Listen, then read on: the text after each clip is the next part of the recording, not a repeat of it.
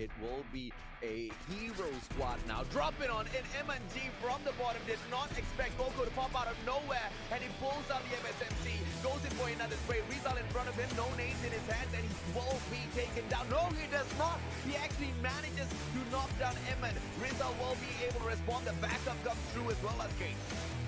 Yeah, and they're just gonna be fighting a clear, very tricky terrain to fight. And those blue walls, they don't really cover all the angles, but Ashton will be able to at least down one. Does get traded back.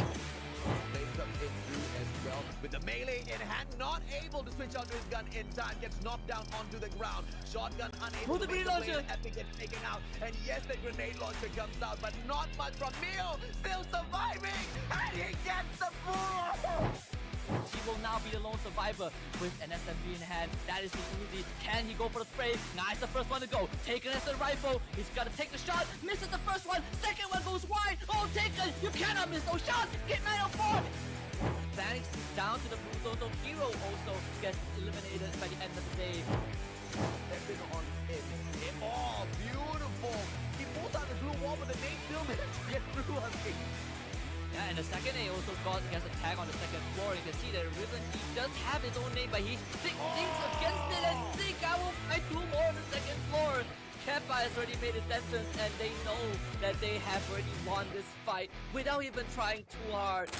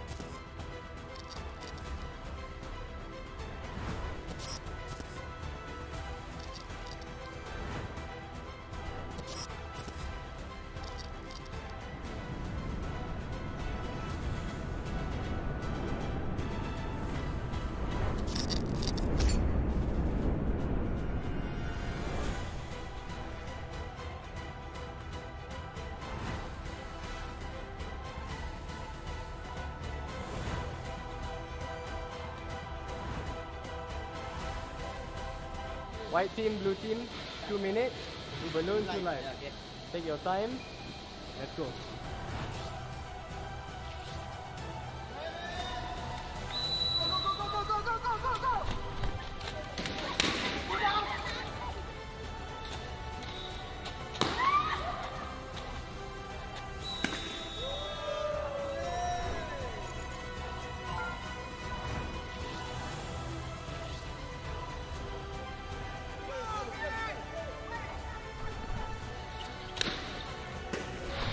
Come on!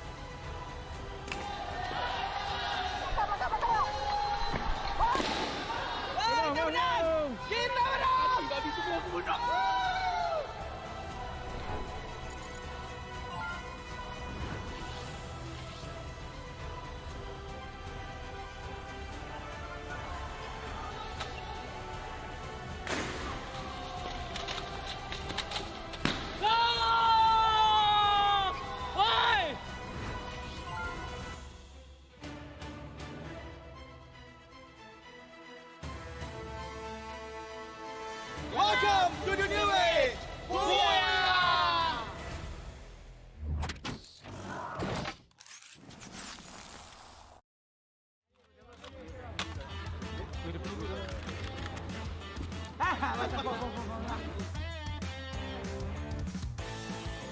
Let's go for it, Fire.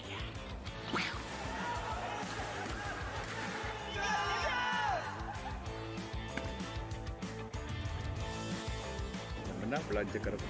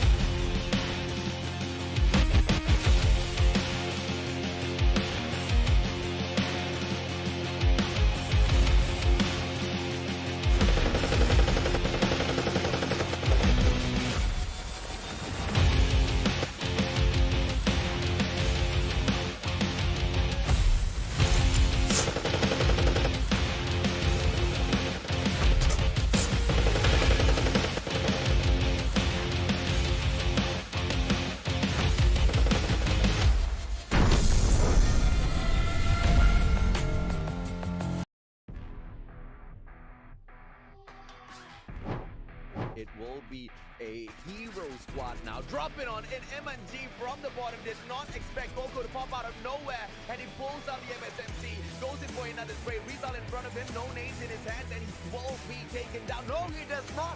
He actually manages to knock down Eman. Rizal will be able to respond. The backup comes through as well as Kate. Yeah, and they're just gonna be fighting and play very tricky terrain to fight. And those blue walls, they don't really cover all the angles, but Ashen will be able to at least down one. Does get traded back.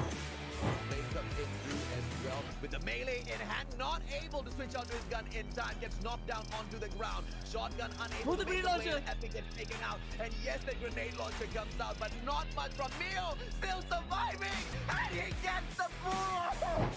He will now be the lone survivor with an SMG in hand. That is his Uzi. Can he go for the spray? Nice, the first one to go. Taken as a rifle. He's got to take the shot. Misses the first one. Second one goes wide. Oh, Taken! You cannot miss those shots. Get 904. Vanix down to the blue zone. So Hero also gets eliminated by the end of the day. Stepping on it. Oh, beautiful. He pulls out the blue wall, but the nade still managed to get through on it. Yeah, and the second A also gets a tag on the second floor. You can see that Riven, he does have his own name, but he thinks against it and think I will fight two more on the second floor. Keppa has already made his entrance and they know that they have already won this fight without even trying too hard.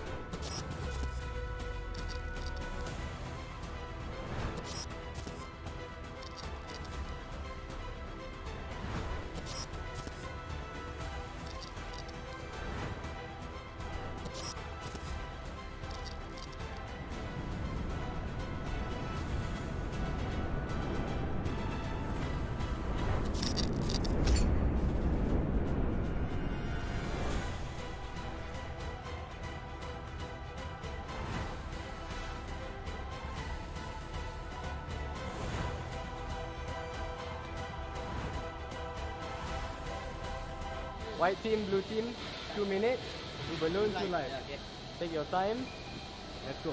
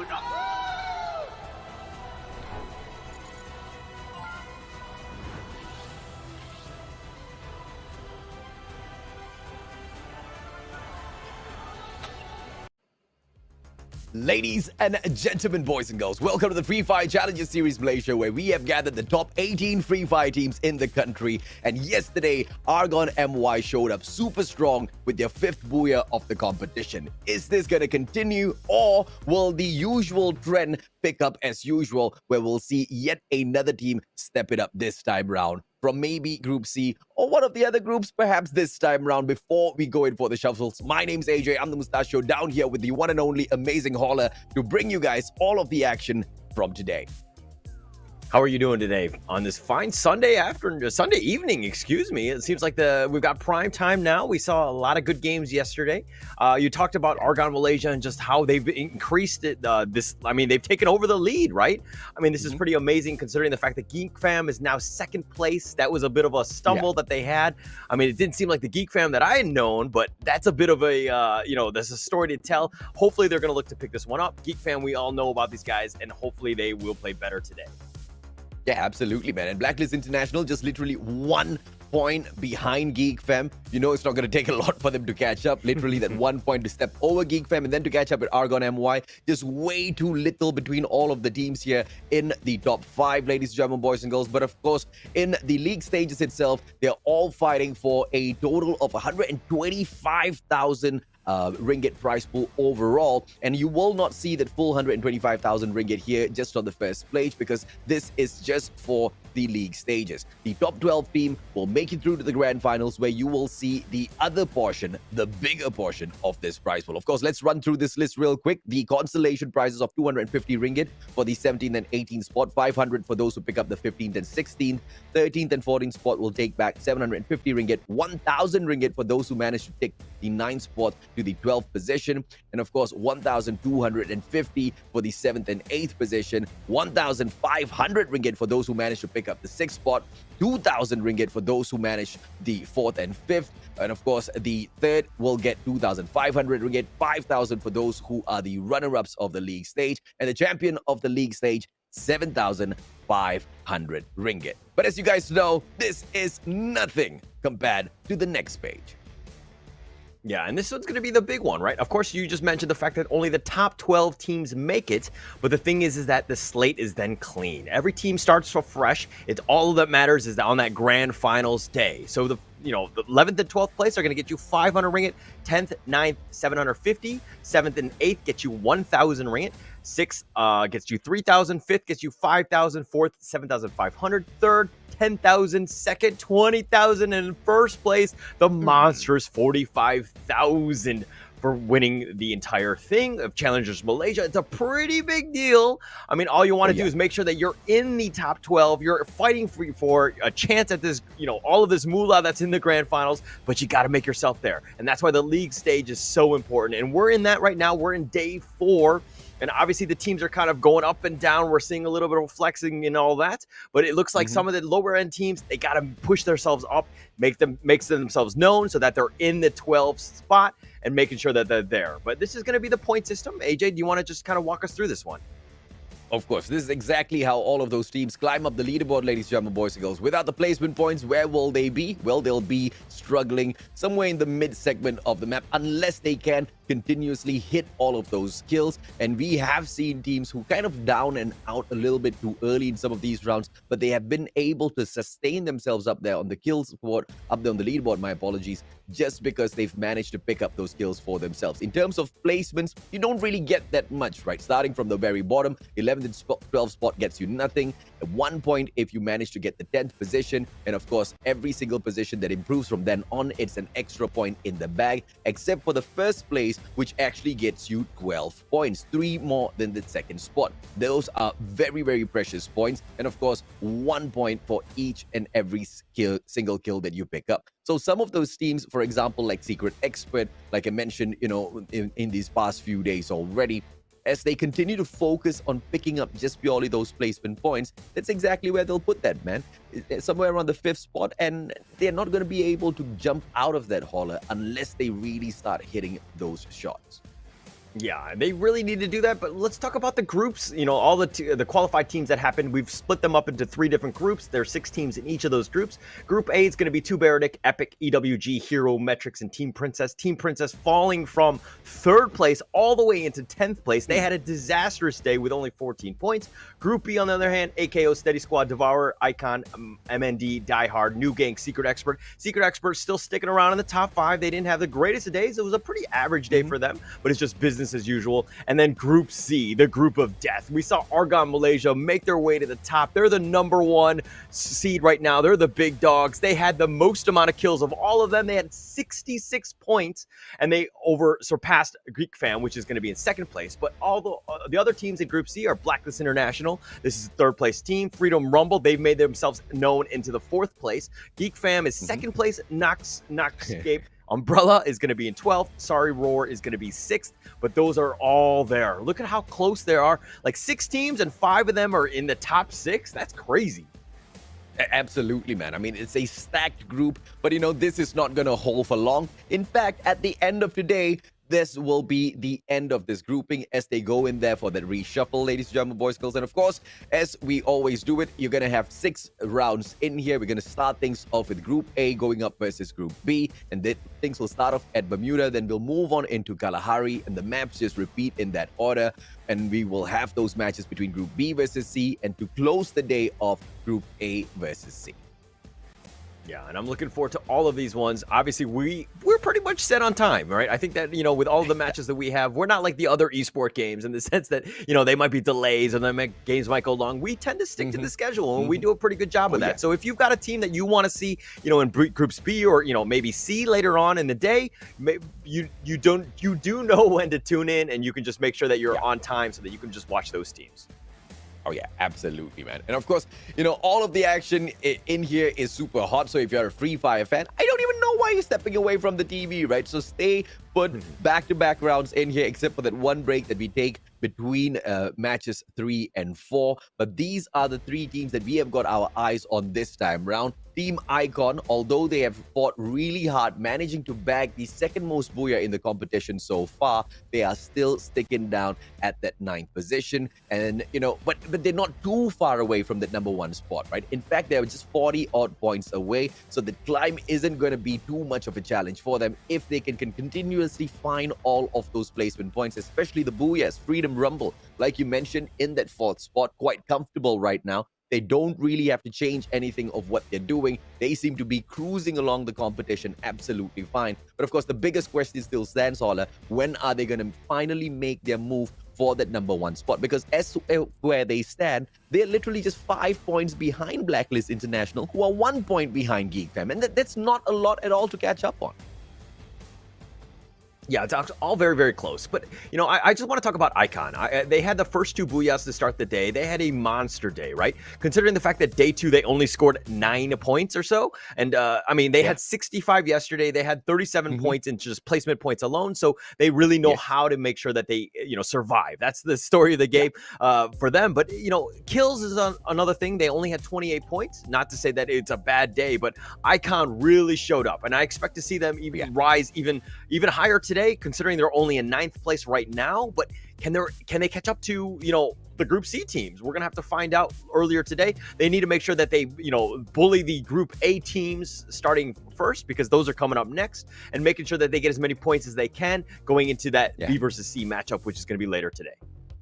Absolutely, man. And Sorry Raw seems to have a slightly, unfortunate situation where they can really find their scopes, they can really find their shots. They seem to be picking up a decent amount of kills for themselves, but in the placement points department, they seem to be slacking just a little bit. They are most definitely the third team that we've got our eyes on here today as well. So let's see if today's the day Sorry Raw can pick up all of those very, very important placement points and, focus on all of those fights in the final zone, because we know by now they more than surely are a deadly group to find out there on the battlefield. But if they are not able to survive, they're not going to be able to overtake Secret Expert, Freedom Rumble, and the Swords. But of course, let's see exactly what the plan is going to be for Group A as well as B, ladies and gentlemen, boys and girls. The Titans of Group C will be sitting out the first 2 matches as we kick things off at Bermuda. Yeah, and it's going to be Group A versus Group B. There's going to be a lot at stake right now. This is one of those things where you want to set the tone early. You're not playing against the big dogs in Group C, so that this is the time where you can get as many points as possible. I kind of stuck to that strategy yesterday by getting those 2 early booyahs, which really helped propel them into a good day. So I expect other teams to really just step it up. Secret Expert was one of those teams that, they got a decent number, kind of average, but they need to get those booyah. They need to get the placement points. They need to ensure that they're getting those elusive points right now, because you don't really have a whole lot of time. Oh my lord. I don't understand this.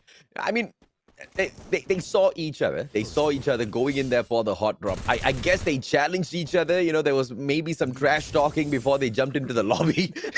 Because this one seemed so intentional, right? Atong now on the ground. Bonito smart with the camouflage. Oh, avoids it. But unfortunately pops out a little too early, and Trixie punishes him with the melee kill. And it looks like MND Diehard are the bigger winners of that encounter. They leave one final player from the Eastern Wolves gang running away with his tail tucked between his legs, and he doesn't really have much of a choice after that very, very terrible decision coming through from the rest of his team members as well to just take this fight, man. The least they could have done, Holler, is just fly away.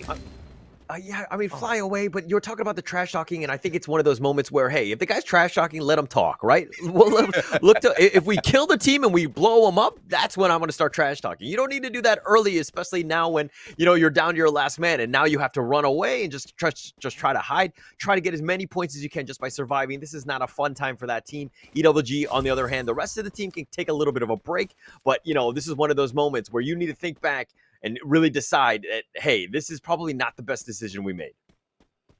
Atong kind of died epically by taking out an oil tong earlier. Unfortunate for him. I didn't know those blow up even when you hit them with the melee. Guy found out the hard way. Epic on the other hand. Yeah, they fought Hero. And Hero had quite a decent day yesterday, man.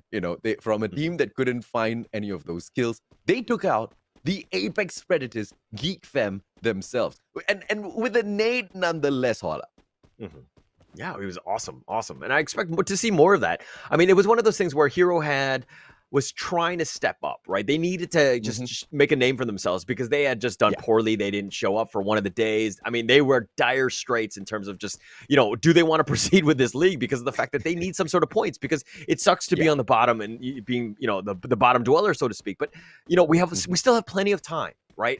I think that the teams need to be understanding of this, and they need to be positive, make sure that they continue to play, because it's all about just making sure that you're, consistent, right? Getting as many points as you can, try to do what you can. And, showing up is one thing, but just play your game. And, playing the game for Hero, most definitely a uphill battle right now, because no matter how hard they play, they just don't seem to be able to find a momentum. And even after they find their momentum, it's quite a lot of catching up to do to reach up to that number, to reach up to that 12th spot, right? Because they are about, 40 points behind No Escape Umbrella. And that's quite a lot, man, to ask of them to not only take 40 points, but to actually take 40 points more than the teams that are already above them. And the teams that above them are the likes of Metrics, Duo Barade, No Escape Umbrella, EWG, and these are the teams that, although they're not really great in the competition, they're not really, picking up back-to-back booyahs and whatnot, you do see them out there on the battlefield, and you do see them doing a really good job, especially when, it comes to these smaller skirmishes with teams like MND Diehard and such. Mm-hmm. And if you're looking at the scorecards, I mean, the top 12 teams that are in right now, and this could obviously is subject to change, but Epic is the only team in that top 12 that hasn't gotten a booyah. So all of the teams from 12 through 18th, none of these teams have gotten a booyah, and that's why they're kind of suffering for points. So here's the thing where, you got to get a little lucky. Sometimes it might happen. Sometimes the circle is very fortuitous for you, and maybe you can get lucky for that booyah. But you need to ensure that you're showing up, you're playing your game, you're sticking to your strategy and your guns, and you're able to just, maybe you mechanically outskill teams. We're going to have to find out and see if any of those teams can really step up. And it looks like Eastern Wolves getting really pissed off MND Diehard. These guys don't want to let them go. They're hunting him all the way to the edges of the map, man. Poor guy. Let him go. Sticking Let to him the free. edge of the cliff. No placement points for him, I guess. Yeah, I mean, it's one of those things where you've got one last player, you might as well scrap him up, right? You might as well play the scavenger and make sure that you get as many points as you can, because obviously it's very important, right? Sometimes you get placement points, sometimes you can get the kill. And in this case, I think the kill is a lot easier to do. As I say that, E-Man's got his nice little Lambo, and he's just going to drive around. That's a sexy car to have. Oh, yeah, absolutely. And, mobility on this map most definitely going to be doing them a lot of good as they drive on later in. But Eastern Wolves gang, once again, final player still sticking to the edge of this hill. They don't really want to let him go. Sentosa is a tiny little island which all of them need to get away from because it is at the edge of the map at the end of the day, and that circle's pulling all of them away. Atong on the hunt will find absolutely no one. Secret Expert, we spot them as Duo Barade with a quick drive-by, being with a hot pursuit. Metrics right behind them. Oh my gosh. And it looks like they're, this is almost like Mad Max X in the sense that some guys are just running around, some are in cars, and they're just doing drive-by. But Secret Expert have just got the watchtower, and they want to just bunker down. They want to fight with two Baradic, and they do have some shots here. So it's going to be one of the first skirmishes in a while, actually. Oh yeah, Duo Barade, and even though they are outnumbered, they managed to get the first knock, and Sheeny gets shut down as well by Rish. Immediate response, and now Jim Queez, is he going to be able to knock Rish down? Here comes the rush from Ash, double vectors in hand, and he's not able to spray him down just yet. Finally gets the guy down, and outnumbered, the players from Duo Barade can't really do much, and New Gang from afar might be able to spot this and come in here for the attack onto the players of...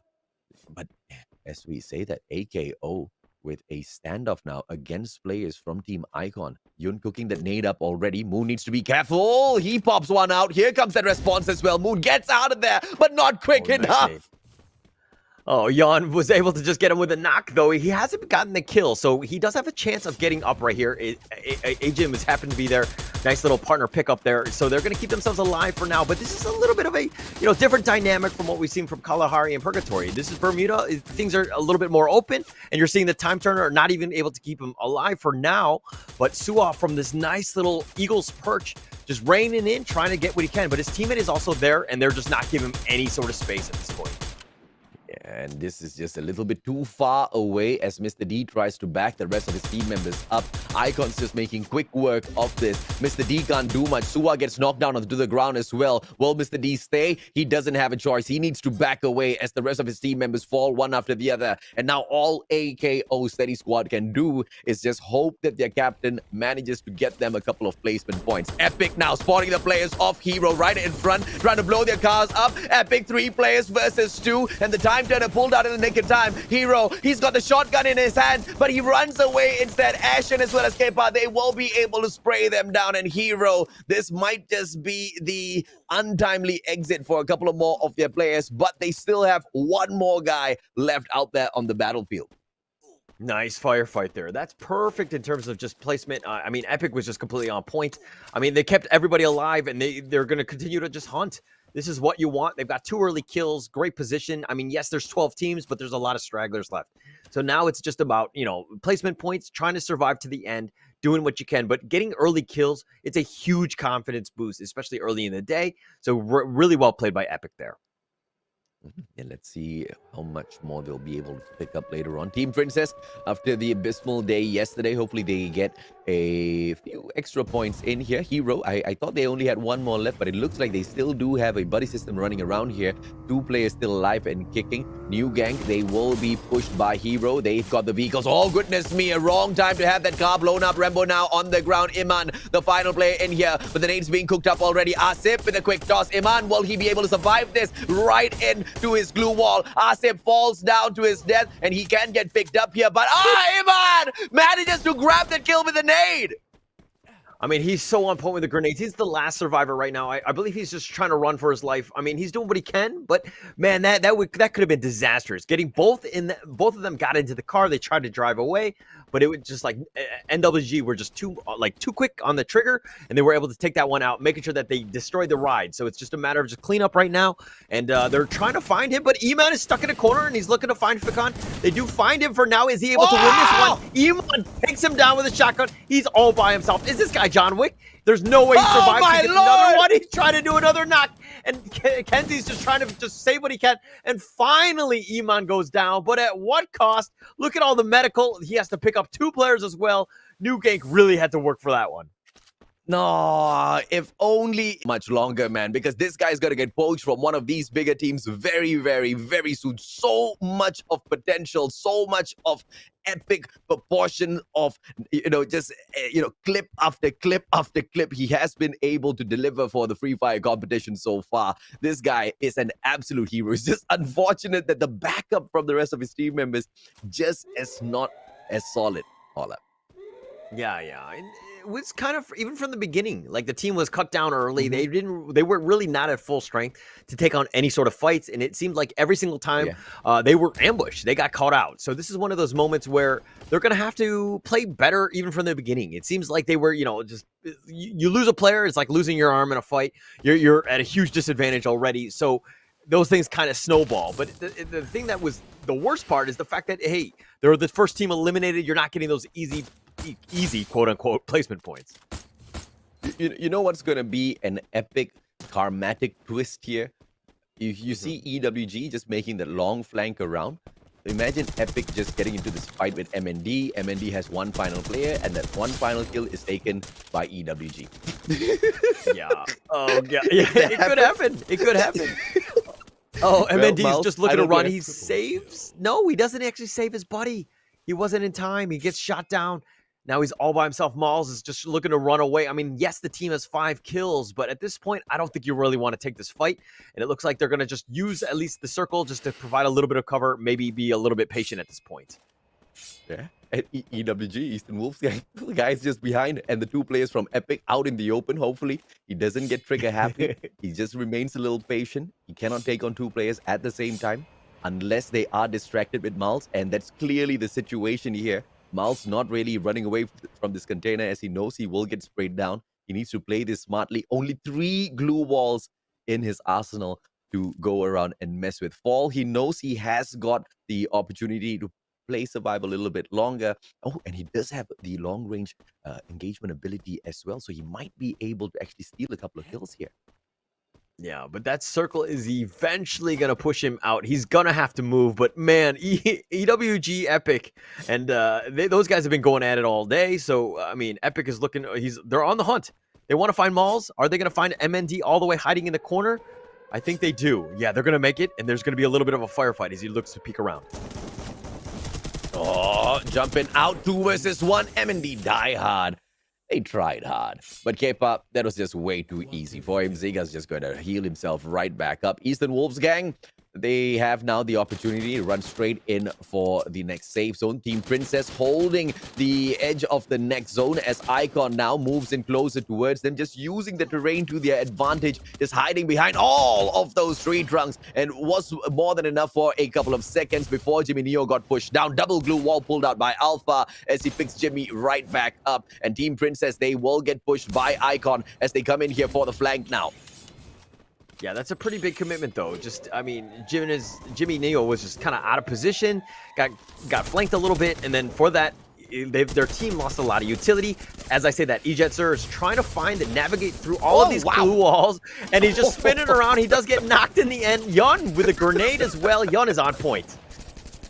He covered himself in glue walls all around, and he missed one spot. Just that one spot, poor guy.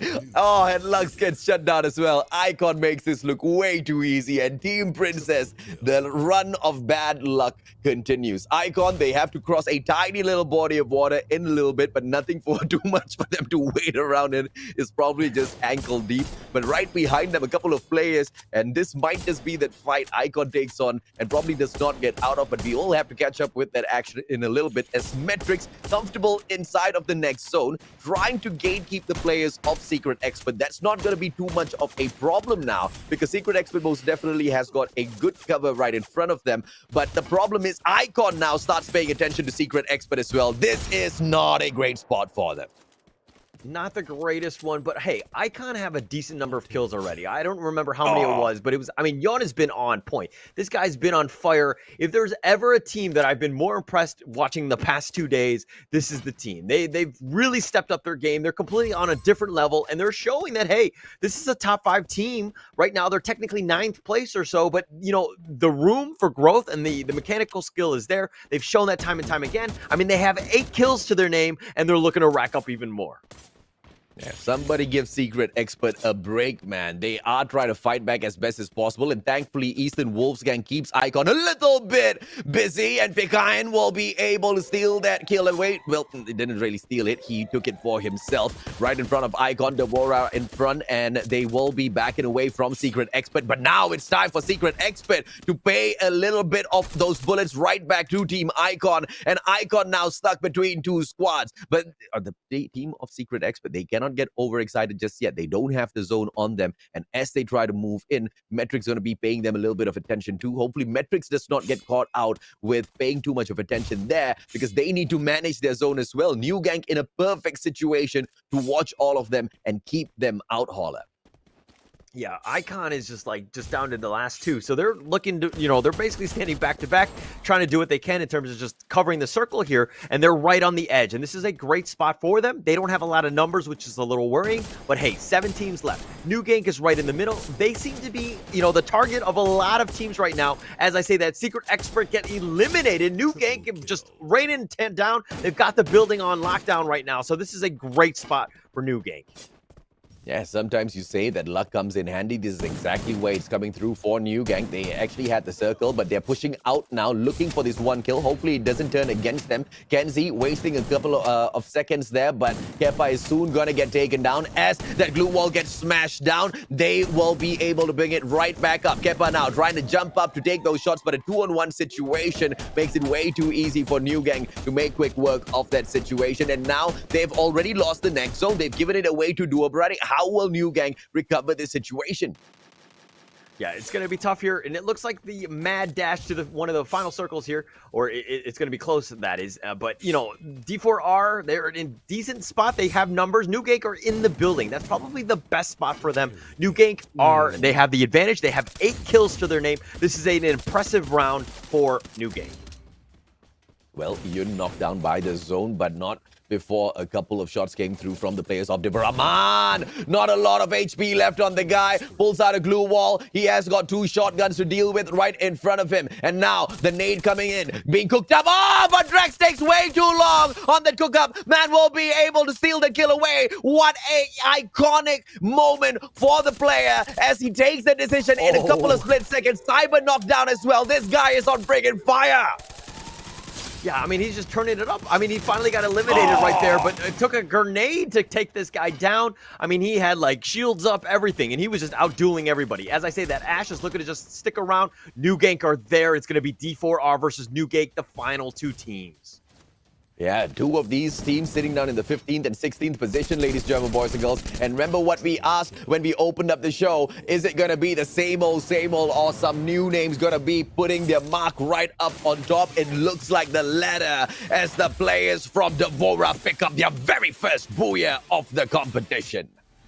Yeah, Devorah's 16th place. New Gank was 15th place. Icon was in 9th thus far. Obviously, those numbers will change and the standings, but very well played by Devorah. They really needed this one. Again, I talked about the fact that the top 12 teams have a booyah to their name, and if this team has got a booyah, they got a chance. It's all about the baby steps. Yes, you might be on the bottom, but you're going to make your way up. You just got to get points in whatever way possible. This is one of those times. Really well played by Devorah to start our day. Oh yeah, and New Gang played a stellar gameplay this time around as well, not really making a lot of those silly mistakes, and you know, and it's something that unfortunately they have been played with in a couple of these rounds. And now the final move by running away from the zone to take that kill onto those players was a little bit too risky for me, but fortunately Dua Berade only had one final player for them to kind of deal with. They pulled that flank off. Even then, the decision making was quite sound from the side of them, and in that final zone they were able to, you know, take that fight up really, really well. Not only did they open up with the grenade first, which was a really smart move to take down a player who's just causing so much of damage and thereby Icon, but they made sure they played it really slow towards the end as well. I mean, just overall smart decision making coming through from both of the teams in that final zone. And I felt like two of the teams, Icon and New Gank, they pretty much stole all the kills. I think they had almost 10 kills a piece. I mean, that's about half of the players that are available. So they paid out. We talked about New Gank really needing to step up to do something, right? They've had 16, 22, and 18 points. And I think they just got more than that many points in that single game itself. But we're going to go in the highlights here. EWG starting it off strong and making sure that they do, you know, make what team was that? Pay right to start things off. MND, there we go. Yeah, and this was the Nade versus Nade, shot right back. But X-Moon versus Yun just showed him that he's just way too accurate with those Kobe's, man. Great stuff coming through. And Hero, although we expected them to survive a little bit longer, you know, it was just an unfortunate situation for them. Luck wasn't on their side. Eman really tried his best here, but the numbers eventually caught up with him. And initially, he did get hurt by that nade, but it was a very smart glue wall that was pulled out. And the response nade to steal the kill away from New Gang, putting in the damage early on, that was pretty much the only damage New Gang kind of sustained, which they recovered from immediately later on. And they almost got shut down here, by the way, by the one and only Iman GG. And if they were, you wouldn't be seeing them picking up their little booyah. I think New Gank was just completely caught off guard. They thought Iman GG was going to run, right? And Iman GG is like, no, these colors don't run. We're turning it around, and I'm going right at you. He started knocking off, throwing all those grenades. I mean, this guy was just on point. This guy's an aggressive guy. It doesn't matter what numbers are against him. He's going to make you pay, and he did a lot of damage. But New Gank, they were able to survive. They played their game, and they were able to just stick around. As you see right here, they had the high ground in a lot of spots. Just completely just being able to pick off teams, caught them unaware more than anything else. New Gank really played that one very, very well. Oh yeah, and you know, after Cyber got shut down there, it was an opportunity for them to turn things around, and Devorah was just a little bit smarter with the plays, and unfortunately, they were really, really close, ladies and gentlemen, boys and girls. 2 points more, one more step, they would have been able to get it. But look at this, Devorah, although they do manage to bag the booyah here for themselves, only 4 kill points overall and 16. Icon, on the other hand, they propelled themselves to that #1 spot thanks to the 11 kill points that they sandbagged themselves with, picking up a total of 19 for themselves. New Gank in that second position with the 17 points. They most definitely will be pleased with their performance in here. And Team Epic just bringing in the consistency with the 13 points in that 4th spot. Dua Berade as well as Secret Expert in the 5th and 6th position with 8 and 7 points.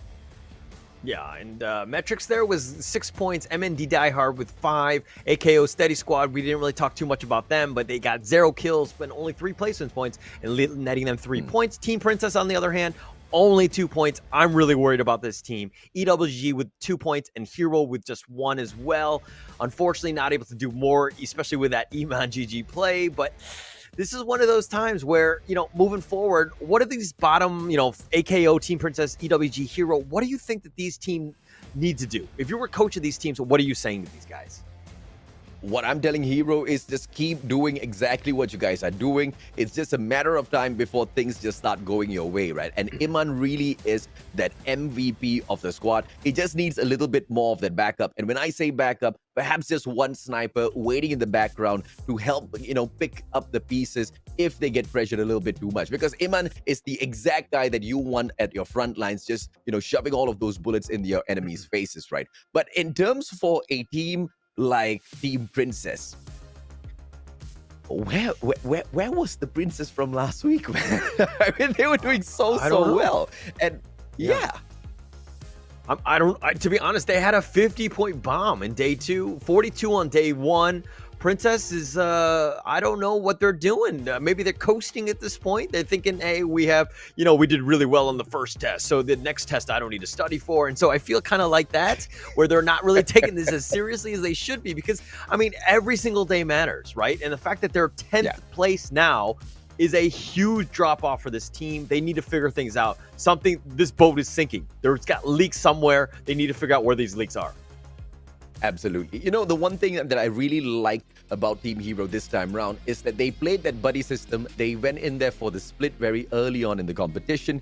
But at the very same time, it's not something that I would like to see them doing at this point, right? Because at this point, what they really need to do is just take compound together as a squad and move together, but send 2 players first, be it Iman GZ as well as Rambo. Have Vanix and Rizal just be those players with one guy picking up the LMG, another guy with a sniper, giving them the cover as they move in from compound to compound. If at all Iman does come across players, he's going to get into that fight, he's going to do a lot, and if at all things go wrong, Rambo's there for the backup, right? And things like that. It's ideations like that we expect out of Team Hero, and once they are able to execute those strategies in that way, I see nowhere else but the top 12 for them, and they still have some time. This is only the 4th day of 8 days in the league stages. Yeah, they've got a chance, but another chance is going to be Kalahari here. This one's going to be a little bit with elevation. There's a lot of cover, teams that need to kind of just, play around that. Mind you, we didn't see as much action in this one. As I say that, Jimmy Neo does get the knockdown MAD. It looks like those 2 teams have dropped a little too closely, and Jimmy Neo not able to secure the kill or anything, but, getting knocked early is not where you want to be as MND. Yeah, and Jimmy now getting a little too excited, pulls out his only glue wall as he tries to get into the watchtower. He needs that bird's eye view to make sure none of the players of MND diehard kind of over-aggress and take over this compound of Team Princess. They do know exactly who's in front of them since they've already got that knock. They have got that information. Shah, very low on that HP, needs to recover himself. Atong as well. Metrics on the other side. So MND diehard is in the worst position a squad can be in right now. But thankfully, it's the elevation of these hills that are actually protecting them. Metrics trying to reposition themselves to catch Atong off guard, and they might just be able to spot the guy. Poor little Atong might just be going back to the lobby in a bit. Yeah, he's going to get into the car and just drive away. Hopefully just, create some distance from everybody else. He does not want to be there. He knows that he's not safe, but it looks like he's going to get away scot-free. Really, nobody there to just draw a beat on that car, that Jeep, so to speak. So it looks like he's going to be fine. But Metrics here, yes, they've got the high ground, but they're not really looting anything. There's really nothing to loot in the mountains. Yeah, you might have gotten the top part here in the refinery. So it looks like they're going to have to continue to move on. They don't really see any other teams. Right now, it's just about scavenging, is try to get as many as much utility items as possible, especially later on, because you're going to need those grenades as well as glue walls later in the day. Right, absolutely, man. I'm building my own dream team right now. And by the way, anyone who misses the dream team as part of the Free Fire, ladies and gentlemen, boys and girls, I don't know. I really hope they kind of bring that back, because I really had a lot of fun with it the last time around, picking my team members and seeing them go out there and perform.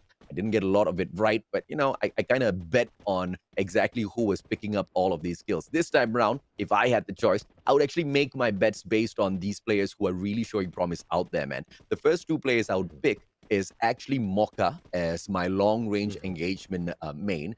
And the second guy I would actually pick is from Hero, Iman GG. Just these 2 duos. Let's see actually who else makes this list.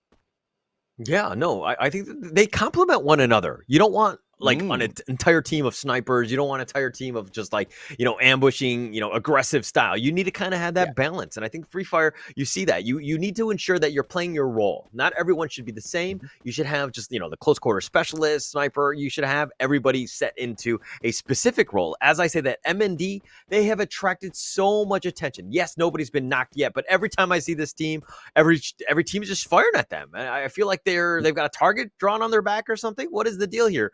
As Tong is just looking to just loot things all by himself. I'm just curious as to what are they doing?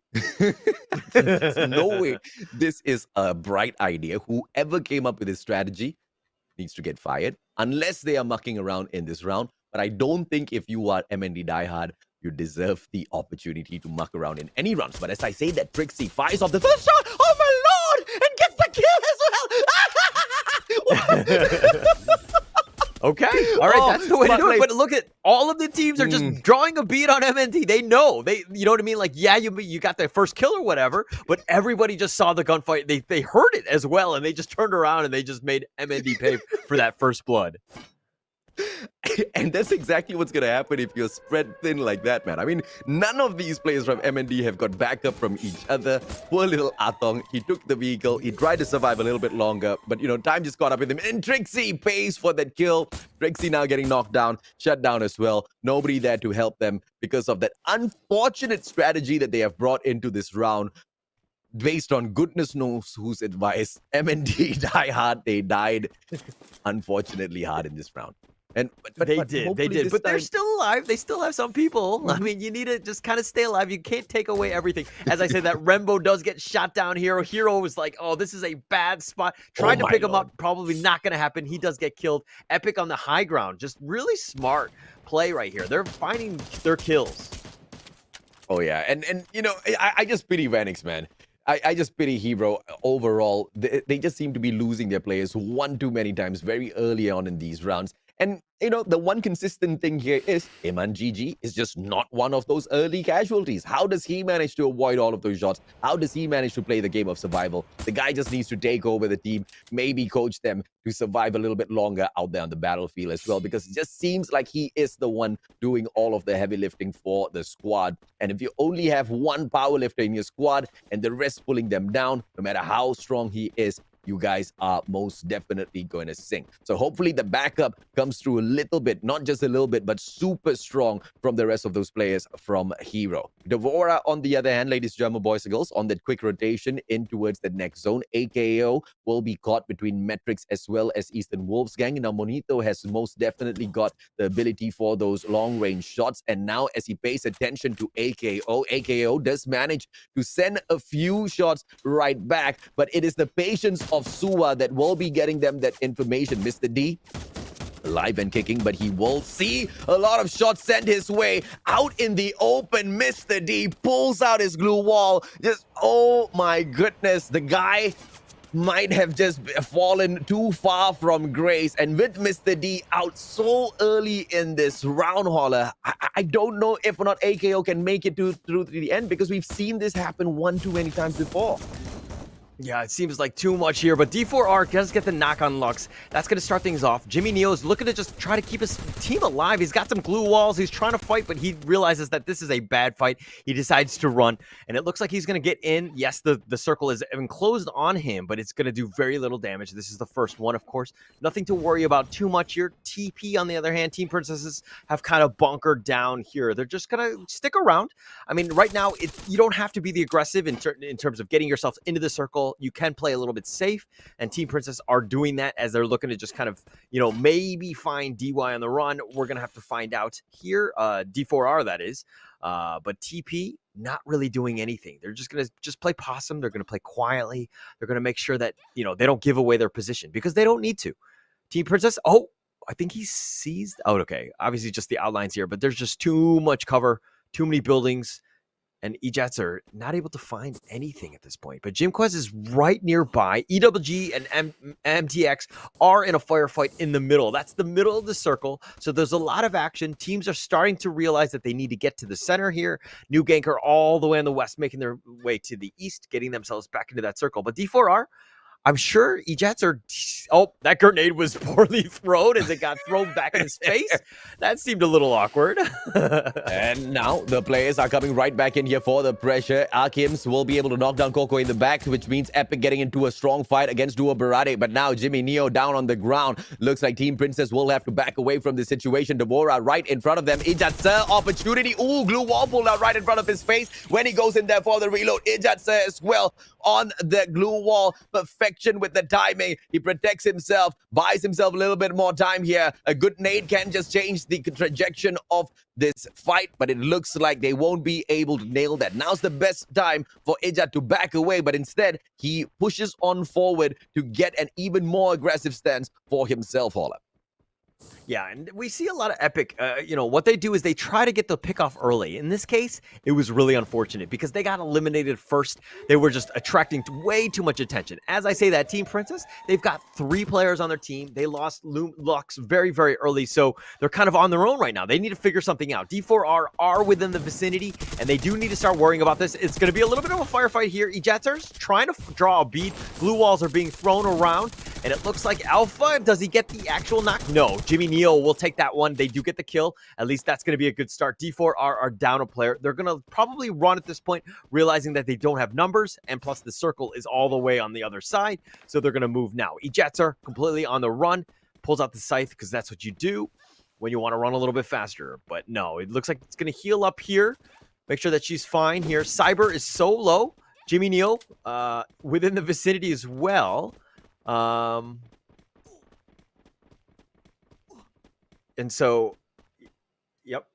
And, yeah. And Alpha here, just going to heal himself. Ejatzer, on the other hand, is going to be continuing to run. They need to get back into the circle. They're taking minimal damage, yes. But at the same time, this is going to be one of the first circles that are coming. But yeah, they don't want to fight anybody. They're just going to make their ways safely into that circle there.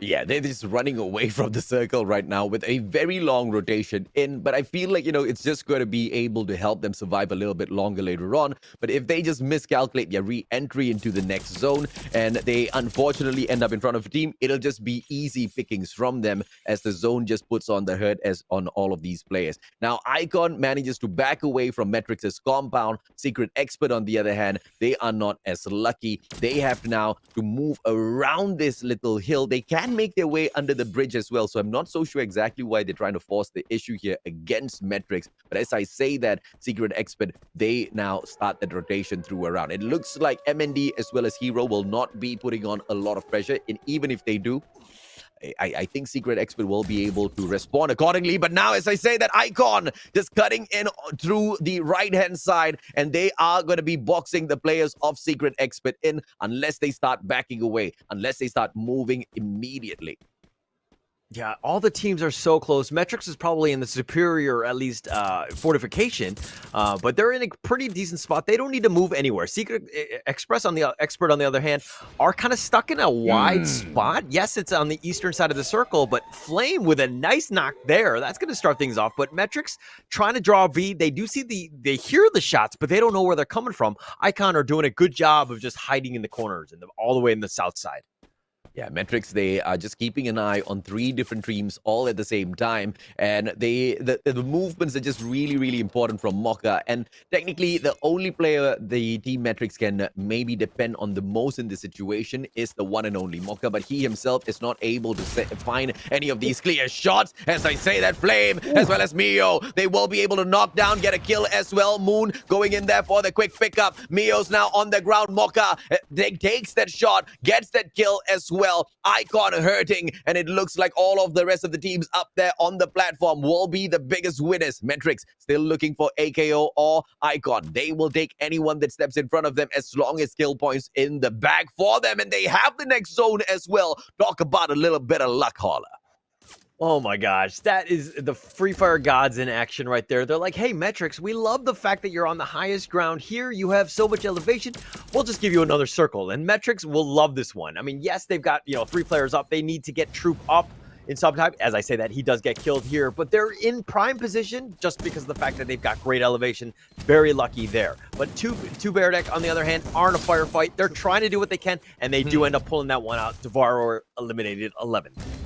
Yeah, this time around, they don't get to the final zone. Iman with a great nade against Akim. Let's see if this hero of heroes will be able to rise up to the top. Solo as he plays that game. Ijazir down on the ground from Team Princess. Shut down by Mokka as well. Doing a lot from this platform. Icon on the ground thanks to the Princess Alpha XR. And now everybody on that lower ground just eating all of these bullets because they've got their own fights going down under there. And they just do not have the ability to look up and protect themselves. Great time turner pulled out by Moon this time around. He will be able to pick his team member up, but that time turner will run its course and miss Moon as well as Ajim on the ground. Ajim back down and Moon, the final player, he plays the game of survival, but 3 Icon players ready to take him out back to the lobby.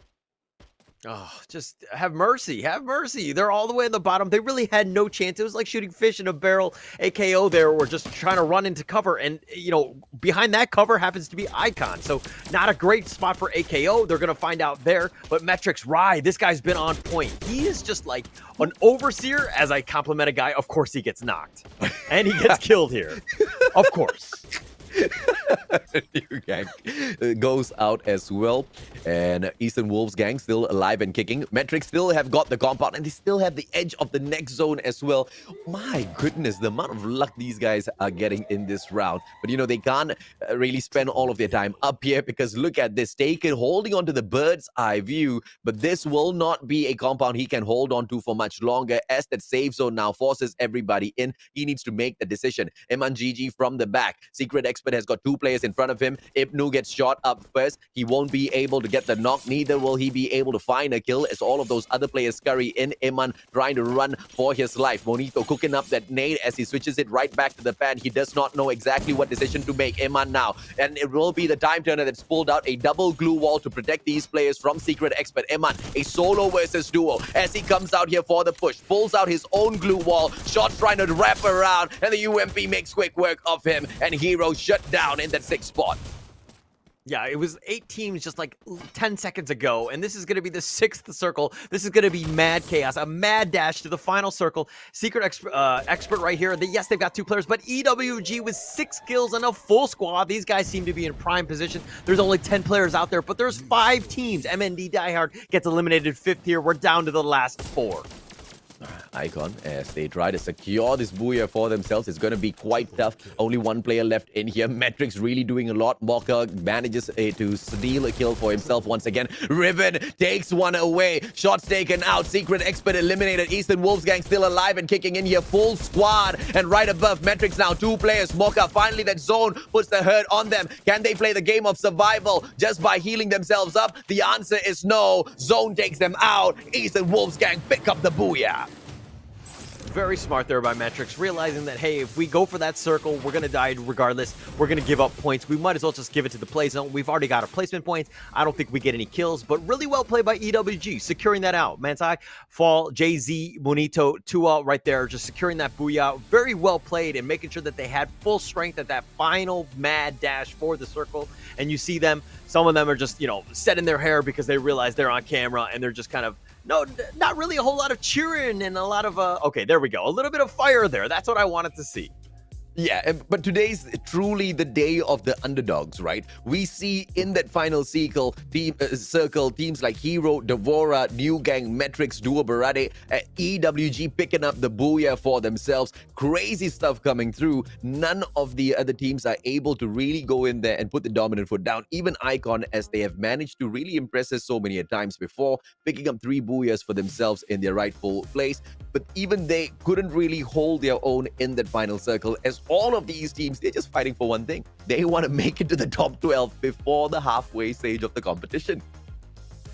And Kalahari was one of those things where teams can survive, right? It's kind of scattered throughout, and the fact that you had 8 teams alive and going into the 6th circle, just really all of a sudden mad dash, and it was also like a marathon of people just running in. But we're gonna find out, you know, we're gonna see the highlights of the action that we just saw.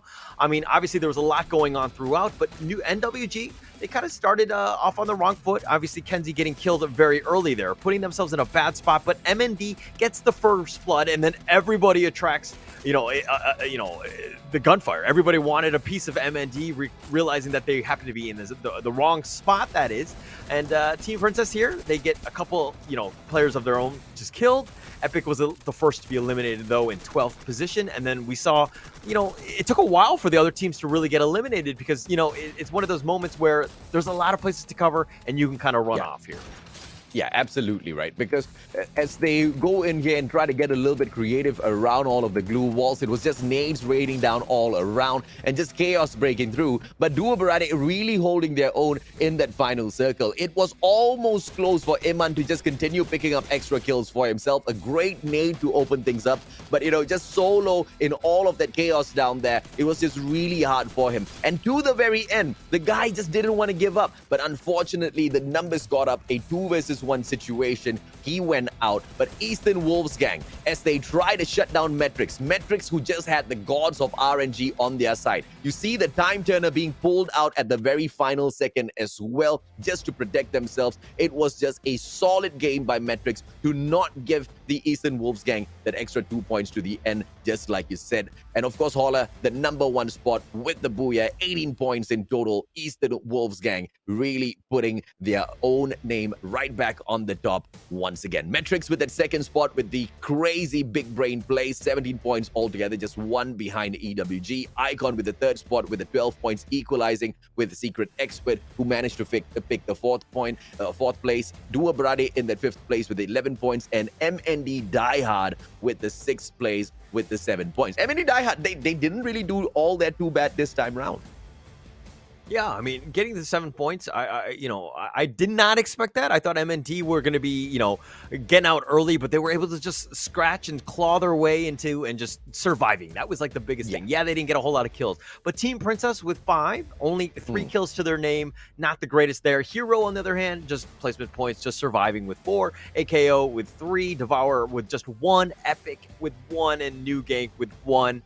This is we talk about consistency. Some of the teams that were doing well in the last game didn't do so well in this one, and that's kind of the state of the game in Battle Royale. Sometimes you're lucky, sometimes you're not, but you got to play like Metrics in the sense you got to play smart. Absolutely right, because even earlier when Devora actually picked up their Booyah, and I believe the very first Booyah for themselves in the competition, the number of kills that they managed to pick up for themselves, just 4. In comparison to the teams of New Gang as well as Icon that kind of overshot them, although they didn't get the Booyah for themselves, they were so much more dominant with the kills. 11 and 8 kills they picked up for themselves. And that just, kind of shows us exactly how, dominant Devora is going to be out there on the battlefield. And with the inconsistencies on top of that, it just seems like this team will continue to have a tough time in the competition. But it's really nice to see them kind of tune in and try to change up their gears in here sometimes. But here's your map recap, ladies and gentlemen, boys and girls. As things broke down today, it was Devora that picked up the very first Booyah for themselves. They were the winners of Map 1 Bermuda. And what you just witnessed at Kalahari, round 2, it belonged to EWG, the Eastern Wolves gang. Yeah, and it's going to be great momentum going into the next one, which is going to be the next set of matches, which is going to be B versus C. That's going to be coming up. But let's look at the overall standings to see where the teams have risen. I mean, some of the teams do have that 2-game advantage. Group C has not gone yet. Argon Malaysia still on top. It doesn't really matter where the other teams are in the sense of, because they've got 154 points. Secret Expert, on the other hand, they are making their way up. This is a bit of a change. Yes, they have 2 games up, but 147. Icon as well, making their way into the top 3 with 137. Geek Fam, 136. Blacklist International, 135. Freedom Rumble, Epic, EWG, Sorry Roar, and of course, AKO Steady. Team Princess, 2 Baradic. Metrics, No Escape, Umbrella, New Gang, Devour, Hero, and MND Diehard. So some of the teams have played. They've played that extra 2 games, so we're going to have to see how things all shake up as we see 4 more matches, but we have a lot of games ahead of us, and I can't wait to see B versus C coming up. Absolutely. So what that means is, ladies and gentlemen, boys and girls, Dua Berade, Epic, EWG, Hero, Metrics, as well as Team Princess, they will be taking a break whilst we have the lineup of titans of the competition. Argon MY, Blacklist International, Freedom Rumble, Geek Fam, No Escape Umbrella, as well as Sorry Raw. One might say that No Escape Umbrella ain't much of a titan, but I'll say not yet, right? It's just a matter of time before they prove themselves. Maybe it is today that they prove most definitely they are worthy of that title as well. The only team within Group C that's not really on the first page of the leaderboards, Holla. Yeah, and it's one of those things where I feel like all of the teams are just so good that, playing against other good teams might just rise up, my own play, right? Or in the case of like Sorry Roar, No Escape Umbrella, like we've seen that these teams can win. They are able to secure points. They're able to just fight with the big dogs. They're not going away anytime soon. Obviously, after today, we're going to have a shakeup. So, maybe they carry what they've learned playing with Group C teams for so long into the future stages of this league. So we're going to see that. And the teams are going to grow. They're going to get better. They're going to figure things out. What has been working, what hasn't. How does Geek Fam play? What are they doing? They've been able to shut them down, so they've done a good job with that. But it seems like a lot of those teams have just been shutting them down. So it's one of those things where even when you're moving forward, what is the strategy as you get better and as you move throughout this league? Well, let's take a look at the MVP of the first two matches, ladies and gentlemen, boys and girls, for the very first segment of the day. It is none other than the very, very, very special... Production's just messing with me right now, aren't they? Very, very special Yun from Icon. And I wasn't expecting this. Yun, you were screaming out his name quite a number of times out there on the battlefield. Icon, although they do not manage to, do a lot in terms of bagging the booyah for themselves, they actually shot up to that number one spot because of their dominant run, the dominant number of kills that they managed to pick up, 11 in total in that round number one, Holla. Yeah, that was absolutely insane. I mean, Yun just played 2 games. He got 7 kills, 2 assists.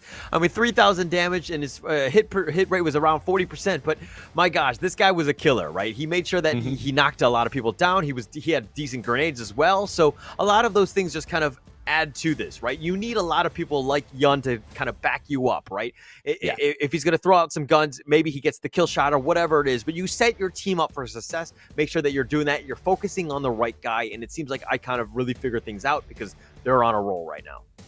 And let's see exactly how much will they be able to pick up for themselves continuously against Group C, because obviously it's a totally different story when we kick that off, ladies and gentlemen, boys and girls. So remember yesterday, Icon, they bagged the back-to-back booyah for themselves in the first 2 matches. But when Group C stepped into the fray, Icon really couldn't do much for themselves in the third game, and they did manage to recover, but still the booyah was stolen away by Argon MY at the very final moment, right? So Icon has most definitely been on quite a steady pace from yesterday, Holla, and it seems like today will be the day where they continue their run. And the challenge, the test versus Group C, might just be the place where they really prove themselves in here today.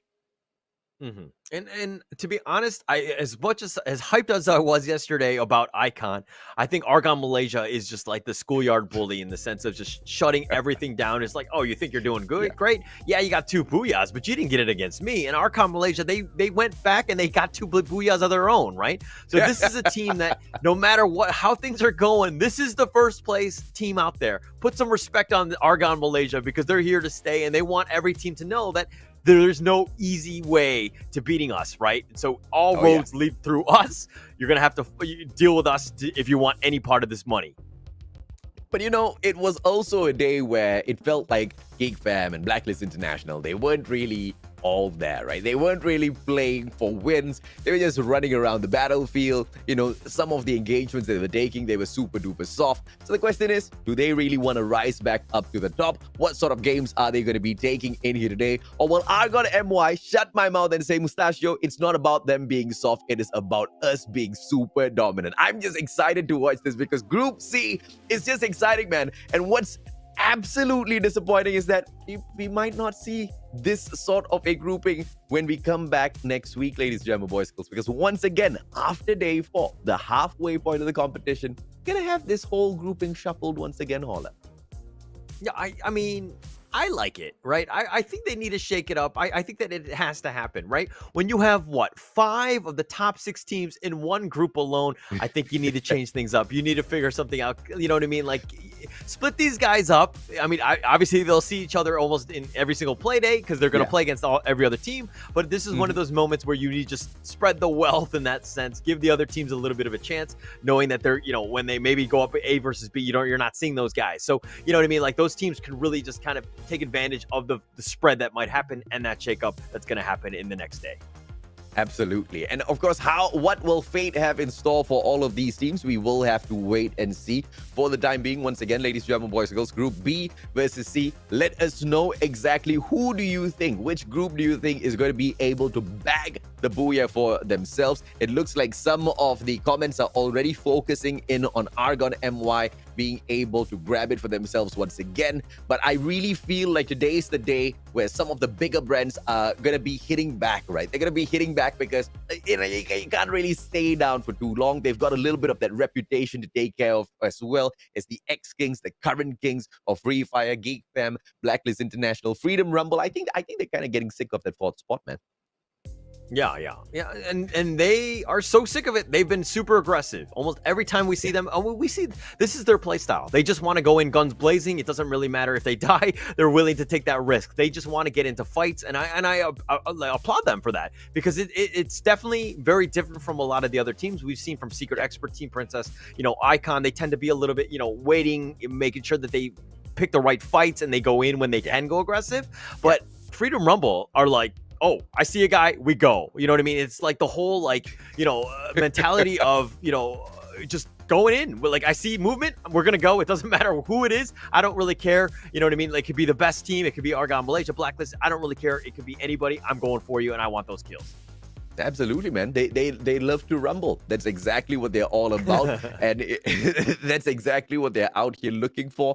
I want to see that part of them because Vegeta, he picked up one MVP title for himself. And then after that, he just hasn't really gone out there and shot a bunch of guys up once again. Hopefully, he gets back into that mood because he is most definitely one of the most dangerous players on the side of Freedom Rumble. And when you take this guy, and when you pair him up with Too Fast opens things up with that nade. Vegeta, no matter where he is, he always knows how to find that backup and support Too Fast. They're always back-to-back, really torturing all of those teams out there, Ola.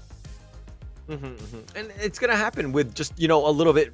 You're playing with a guy. You're gonna build a lot of synergy, right? You're gonna be well coordinated. You're gonna work off of Vegeta's strengths, which is just being straight up aggressive. He's a firefighter, right? In the sense of like he's mechanically skilled. He knows what's gonna happen. But we're gonna find out what happens in Bermuda. This is gonna be B versus C. We're coming into this game now. Bermuda, we just saw the last time where a lot of the teams just it was firefight from like the minute 1. Are we gonna see a little bit more of that? What are your thoughts on this one, AJ? Well, hopefully we don't see that, right? Bermuda's much bigger than Kalahari, and I want these teams to kind of have a little bit of extra time in here, loot up for themselves first, and then get into a little bit of these battles because it's just nicer to watch the trades that come through between the two teams instead of just one team getting a little bit luckier as they drop in there with the better loots and they shut down a team a little bit prematurely. That being said, the other team kind of deserves it for not pulling out of that battle when they knew they weren't going to get the drop first. But I guess that's exactly how battle royales work. Yeah, it was just more of like, where do you land? Do you want to land with other people? It looks like there's going to be a decent spread here. The Northeast is kind of wide open for Devour. They're going to look to take that one. But Sentosa, it looks like Sorry Roar are going to kind of just secure that one, make sure that they've got all the loot as they make their way off the island. Hopefully they get a little bit lucky with the circle. That's eventually going to have, probably push them away from Sentosa, but we'll have to find out. But Geek Fam here. Okay, this is the one where they struggled, right? They had 24 points, which, is kind of like an average day for the other teams. But for Geek Fam, this is definitely a below average day for them yesterday. This is something that we were very shocked about. They were like, some rounds where they only got 1 or 2 points. It was just like a bad day overall for Geek Fam. What is it about them that kind of just stuck out to you? Was there anything that you see from this team that they were not doing well? These guys, the boys from Geek Fam, they don't care. That's about it, right? I've met them, personally as well. They're a jolly-go-lucky bunch who are always out there just mucking around with each other. They don't care because it's not about the performance of one day that's going to be affecting exactly what they take away at the end of this competition. It's the performance of what they bring into the grand finals is what they're worried about. As for the rest of the competition, these guys are just having a good time scouting each and every single one of these teams, but they're just still waiting to see exactly who comes in here to challenge them, right? GeekFam always picks that clock tower. You know Blacklist International is going to be dropping into peak. The biggest question is who's going to be taking the fight up against them. And, GeekFam is also the kind of team that's just super comfortable. All they do week after week. And I see these boys sitting down there as they chill with each other. The conversations that they take is, hey, did you see the MND? They kind of changed their rotations in towards the final circle yesterday. We were quite shocked, man. They kind of got us off guard. And those are the kind of conversations they always have, even as they're chilling out with each other, right? All they think about, all they do each and every single day is breathe Free Fire. Not worried about their bad day, bro. Yeah. Okay. All right. As I say that, Argyle Malaysia already off to a great spot. They got first blood, caught him off guard. I mean, just all by himself, if more than anything else. Argyle Malaysia are just like looking for MND. They're on the hunt for minute one. This is what I was talking about, man. Argyle Malaysia, you got to respect them. Like, look at how open this is. And all they're looking for, they're just scouting for the next one. It's like they're Terminator. They know that their enemies nearby. They're going to find them. Argyle Malaysia is kind of on the prowl. Yeah, and Argon's actually, they are waiting. They're keeping a straight line there because they're backing up one team member who's unfortunately disconnected. Hopefully his connection recovers. Smart play by Drex. Pulls out the time turner in a very tight spot there. So it will be able to give him the cover as he gets away. Just using the time turner as a glue wall these days after the recent update. Just really smart plays coming through overall. And very creative by some of these players, Ola. I mean, you have to be creative. That's what I like about Free Fire in general, right? You can be creative, you can do interesting things, and you can kind of catch people off guard because they're not really expecting these type of plays. So the potential is there and the opportunity. But New Gank here, they've only got 3 players, a little bit of a handicap going into Secret Expert here, which are nearby, but they're in the building. I don't know if they're going to find them, or if anything, do they know that the other team is there? Fikwan is going to probably spot him out. Secret Express gets a couple shots, a little bit of damage, but no actual knock. Yeah, let's see if or not they will be able to flank around because New Gang's unfortunately just one-man shot in this situation. Fikwan tries to back away with the rest of his team members as Secret Expert try to find a better position for themselves on that upper floor. And New Gang, they do not want to take this premature fight. A couple of warning shots from the side of Secret Expert. And New Gang, they're backing away. And I feel like this is for the best. Hopefully they will be able to find, placement points. And by the time they do get involved in a gunfight later on, they will be in a much, much better position. Because the compound that they are holding on to right now, it's just a little too easy to get flanked around. And I see exactly what they're trying to do, right? They're trying to back away to a situation where even if they do get flanked from the left or right, they are going to have some open shots against them. This sort of a compound is just way too tight. And Secret Expert, they know the players of New Gang are backing away, and it looks like they don't want to let them go. They are closing that gap by the second. Yeah, New Gang need to play smart. They need to just stay away from everybody else. They realize that there's a disadvantage. They want a third party more than anything else, and they'll join those ones. But I think just overall, they just need to just stay quiet, stay out of sight. As I say that, Kenzie does get a nice kill on that one. Secret Expert did not expect this one. Shots is looking to go in. Fikwan does get killed in the end, but at what cost? They've already lost one. New Gang is just down to Kenzie. Kenzie gets knocked. Drez knocked as well. New Gang first one out. Yeah, they should have just continued that plan of backing away to a point where they're not going to get caught like that, right? And I really didn't expect you gang to just stand at that wall and try to catch them off guard. Because you are going to be able to get a knock with that shotgun. The probability of you, securing a kill after the knock is very short because you have a shotgun. and he just gets rushed. It just ends a little prematurely for the side of New Gang. But Blacklist International, on the other hand, is their run for them going to end prematurely as well, as AKO might be a little pissed that they haven't been able to bag much for themselves. That being said, AKO hasn't been able to bag anything for themselves because it just seems to be that the steady squad ain't that steady anymore. Yeah, not steady, but they're just sticking to their guns in the sense that they're kind of, sticking together. They're making sure that they're not moving out. There's no stragglers on their team.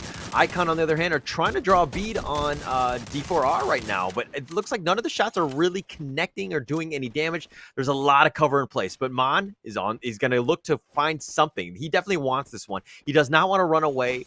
Again, this map is so open that when you find that team, you get a little blood hungry and bloodthirsty, and you really want to get as many kills as possible, especially at this stage of the game. Mio with the reposition tries to back away into the house that they have. All of the players from Devora, although they are out in the open, there's just that one hut for them to kind of play around in, and they will use that to their advantage. The other players trying to go in here for that long flank, and it looks like Devora might just be the bigger winners of this. Jim Quees just putting in a lot of pressure. Sheeny as well as Mio tries to overextend together with the one and only Yun, but they're not going to be able to get that. But look at the two other players from the side of Devora. That very, very long flank, a lot of effort being put in here. But I don't know if they have thought this through just yet, because as they flank around, they are going to get that higher ground, but they're not really going to be able to cut the distance in to the rest of the players of Icon. So they might be able to play the suppressive fire, but in terms of nailing those kills, it might be a little difficult from this range. Yeah, Ash and Cyber were looking to just flank. Oh, nice shot! What a headshot by Yun, and there's a reason why this guy's an MVP, and he's a stone-cold killer. That was from downtown, and he made sure that that shot counted. Wow, what a shot by Yun.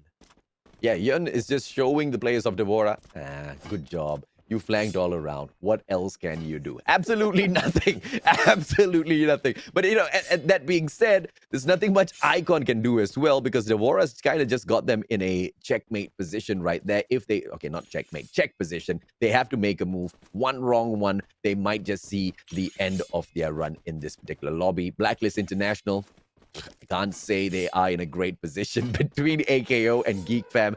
I would choose AKO anytime. Run away from Geek Fam as quickly as you can. Geek Fam, on the other hand, once they've spotted an enemy out already, they're not going to be back in a way, regardless of who they are. If they find out it's Blacklist International, they get a little bit more excited. Yeah, look at the sandwich that's about to eventually happen. Blacklist International in the middle of all of this. Not where you want to be. Nobody likes to be sandwiched here, but, this is kind of an awkward position. There's just so much space. Blacklist International don't want to concede this ground, but Geek Fam is nearby, AKO are nearby, and, everybody just wants a piece of Blacklist International because, when you're getting shot from two sides, it's very difficult to make any sort of proper defense.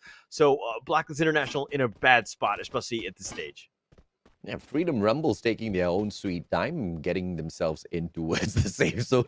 It looks like they're having a team meeting out there. Yeah, they're on a staycation outside, and they'll eventually make their way in. They realize that this circle's not going to do any damage. It's the first one, that is. They will get back into the fight at some point. And we're talking about how Freedom Rumble were going to be this aggressive team. Completely change the game of the pace of the game, in the sense that they're just going to stick around. They're not going to do anything. And then hopefully they're going to look for a pickoff later in the game. Yeah. And, the longer this game carries on, the more dangerous the players of Freedom Rumble are. The bigger the prize, the bigger the smiles as well. And as they get closer to that final zone, it's really hard to make them back away from all of those gunfights. And, unlike Secret Expert, the kind of team where you really, really want to find if you are a team that's looking for kills, because Secret Expert really doesn't like to get into a gunfight.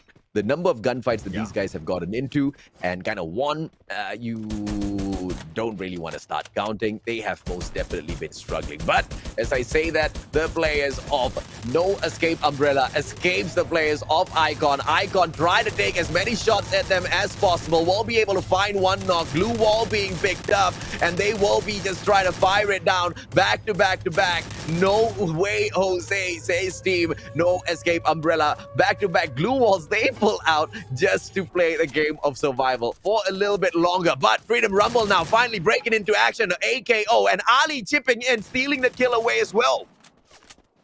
Yeah, and it was the Blacklist International just being sandwiched between all those teams, but Freedom Rumble have now joined the fray. They're going to throw in some grenades. They're going to try to do what they can, and they do get the knock on X Moon.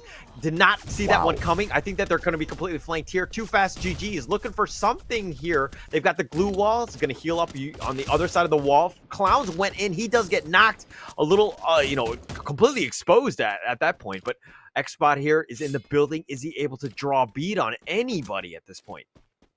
The nade thrown by Too Fast at that point was just a magician's work, man. He cooked it up so perfectly that he threw it over the glue wall, and that nade exploded directly above the glue wall without bouncing off anything. The guy is a nade magician. Too Fast is an absolute master. And now Freedom Rumble looking to take down the rest of the players of AKO, but they just need to be a little careful. Why? Because there's a drone right there above them giving all of that information away. Blacklist International in the fray as well. Sorry Raw taking on MND Die Hard, and this isn't that too hard of a fight for them to take on and finish off. Devora as well as MND Die Hard, it looks like those two players are coming across each other right behind Sorry Raw. Sorry Raw doesn't have to pay much attention to them. They just need to find a better position to lock down a solid defense. And now as the zone comes in here for the close, we will find out exactly where is the next point of contention. It moves towards the peak, and it just seems like the players from Freedom Rumble will not be pressured to move out of their current compound.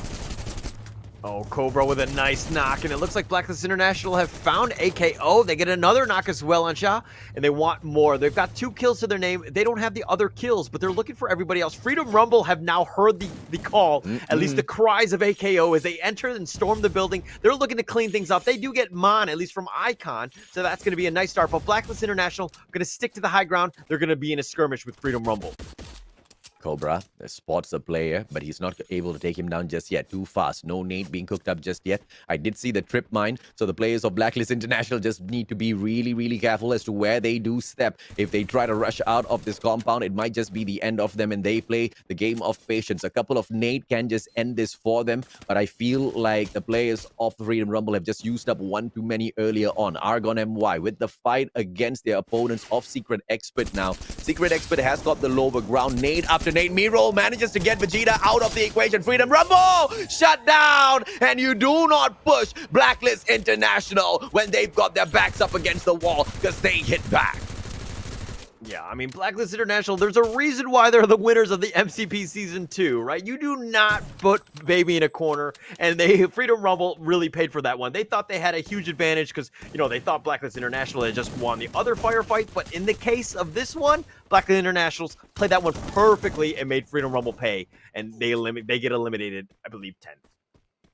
Argon MY making quick work of Secret Expert. Secret Expert happy that they could survive, but not happy that they could only survive until that 9th position. Blacklist International now still between Geek Fam and this time Icon. The fight just got a little bit tougher for the players of Blacklist. And now Icon needs to deal with 2 fights at the same time because there's no way, no escape. Umbrella's not going to be trying to take pot shots from outside as they try to rush in from that safe zone. It's going to be Sorry Raw backing away as well. Donkey with the chase onto the players of Devora. They can spot them, and they take that higher ground first, which means it's a GG for the players of Devora as they try to run directly into them. The zone will play its part as well, knocking all of them out, and Jan just takes that final kill onto Cyber.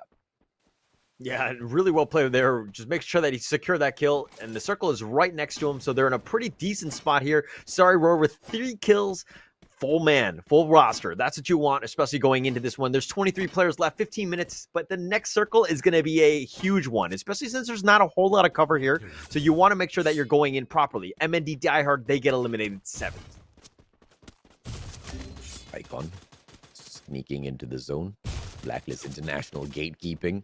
Mana on the ground. They need to go in here for the pickup. Back up needed. Glue wall not pulled out. Finally does get, but then Blacklist from the right hand side, they still might have an angle on him. This is a very tricky situation for the players of Icon to deal with. Thankfully, Blacklist International does not get over aggressive. See, sorry, Raw now chipping in as well. Mio almost knocked down onto the ground, and No Escape Umbrella unfortunately have to face off against GeekFam as they try to pull off that very long flank in towards the next safe zone. Argon MY still alive and kicking as they are looking for another booyah for themselves, but it looks like it's going to be tough as all of the supreme monsters of the competition make their way in here as well. Cobra knocks down Man Exact onto iPads, and now the big titans, they have started putting their names up there on the kill feed.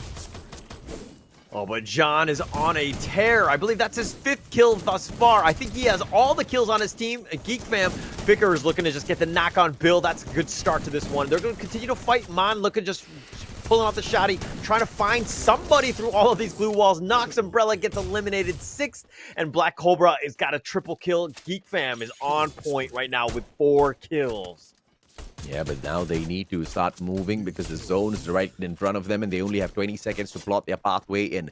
And as they do all of that, the rest of the teams, ladies and gentlemen, boys, girls, just taking those shots up against each other. Sorry, Raw playing the game of survival as they move in towards that final zone. Argon MY on their right, but they have to go in and fight off Blacklist International as well. Now, Sorry, Raw in the perfect situation, but now it's prioritization as to which team they choose to shut down first all up. Yeah, and there's 4 teams left. I don't think you have a choice. I think you shoot at whatever moves at this point because you don't really have a lot of time. The circle is getting very, very small. This is going to be a mad dash. Sorry, Roar are on are pretty decent spot considering they're in the circle now. Blacklist International, Geek Fam, that's going to be a pretty big heavyweight. Argon Malaysia are sticking around. Pydro is the last one, and yes, he's got his teammate, but I believe he was knocked, so not a whole lot of error or room for maneuvering, so to speak. Argon Malaysia is just trying to stay alive. Well, Argon MY says bye-bye in that 4th spot. Jan on the ground, but he's just going to get picked up real quick. The zone now pushing everybody in. Blacklist as well as Geek Fam still alive and kicking! What a nade by Phoenix. Cobra follows it up as well. Shark on the ground. Cobra will be able to knock the one and only Donkey onto the ground. And Sorry, Raw says bye-bye in the 3rd spot. And Blacklist will continue this fight as the players of Geek Fam come through. They say hell no. Blacklist International, they secure the booyah.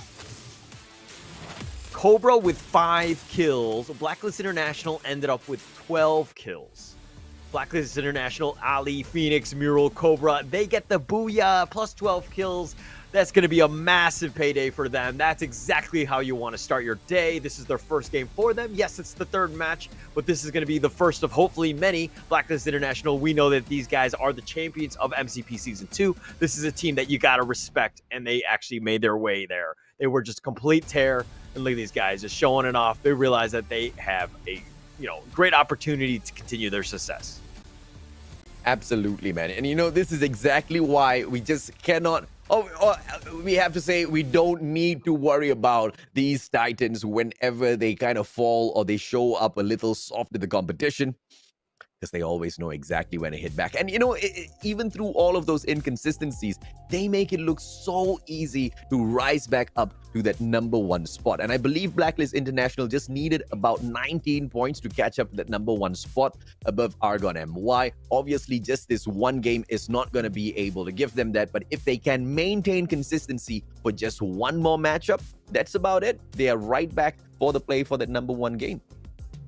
Yeah, 12 kills and a booyah. I mean, at the end of the day, that's going to be a pretty big payday. Some teams don't even get, the 22 points or whatever, right, in a day. Yeah. So the fact that they got it in one single match, and we have 3 more to go with Blacklist International, Argon Malaysia at this point, it's good. They're going to realize that, hey, they got some pressure here. Blacklist International are probably going to jump over Geek Fam with that one and are in contention now with Argon Malaysia. We're going to have to see how those standings kind of shake up, but this Group C, man, we thought that any of these teams can pick up a booyah at any moment, and we're seeing that now. Just every team is just so scary.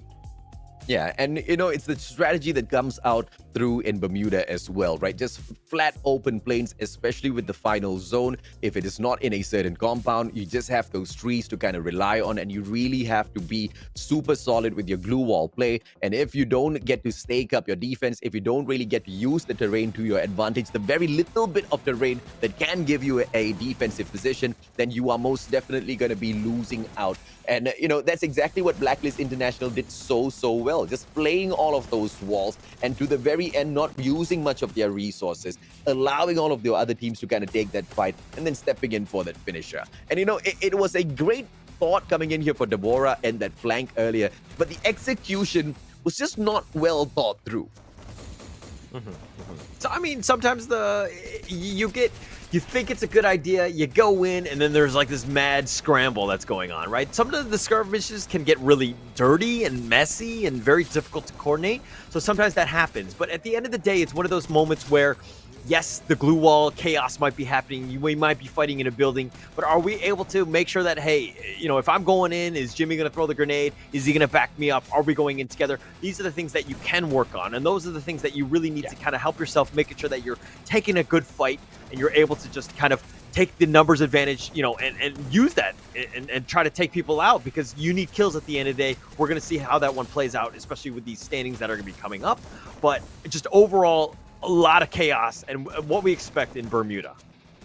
Yeah, absolutely, right? And towards the end, look, this was the perfection by Blacklist International. They go in for that split, and there's just one long Great Wall of China in the middle, and they send 2 players to the left, 2 players to the right, and just together they meet in between. When they do catch eyes of each other, they're already on that booyah. Like you said, 12 kills as well, so a total of 24 points Blacklist International bagged for themselves in the first game that they stepped into. Sorry, Raw, with that second spot, not too shabby at all, continuously climbing up the leaderboard little by little. 16 they bagged this time. Geek Fam just one below them with that third spot with the 15 points. Argon MY managing to take away 12. That's not too bad as well, as long as they can, try to step it up just a little bit more.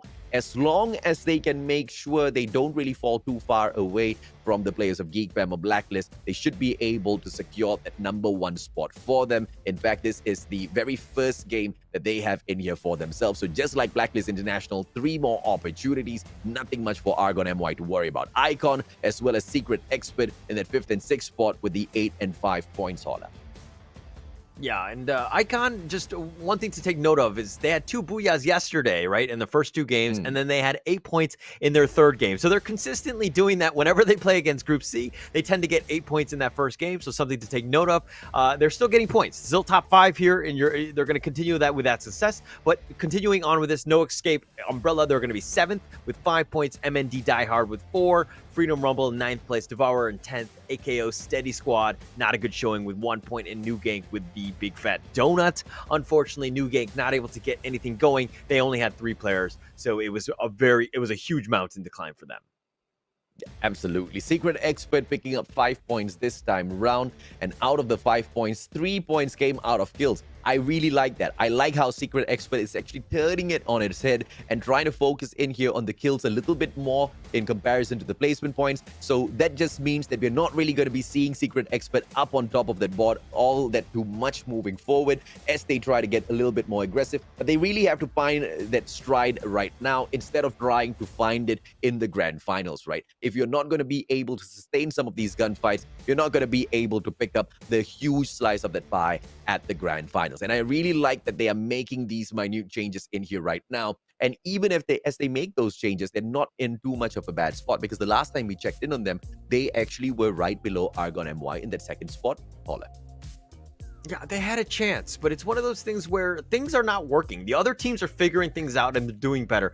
And when you're on the decline, it's very demoralizing. It's one of those things where you need to talk to the team. You need to figure things out and be like, hey, let's just play our game. Let's figure things out. We don't have to go super aggressive. We did see Freedom Rumble change their style of game. They were all the way in the corner having tea in that one hut up there. But at the end of the day, they were able to get some kills and they got themselves back in the game. And that's kind of what you need to do. You need to be able to shift gears. You need to figure things out. And I think that a lot of the other teams can learn from these, the stalwarts of, the Free Fire leagues, and just understanding how things are going. But that said, let's take a quick little break. My name is Holler. This is AJ. We'll be right back.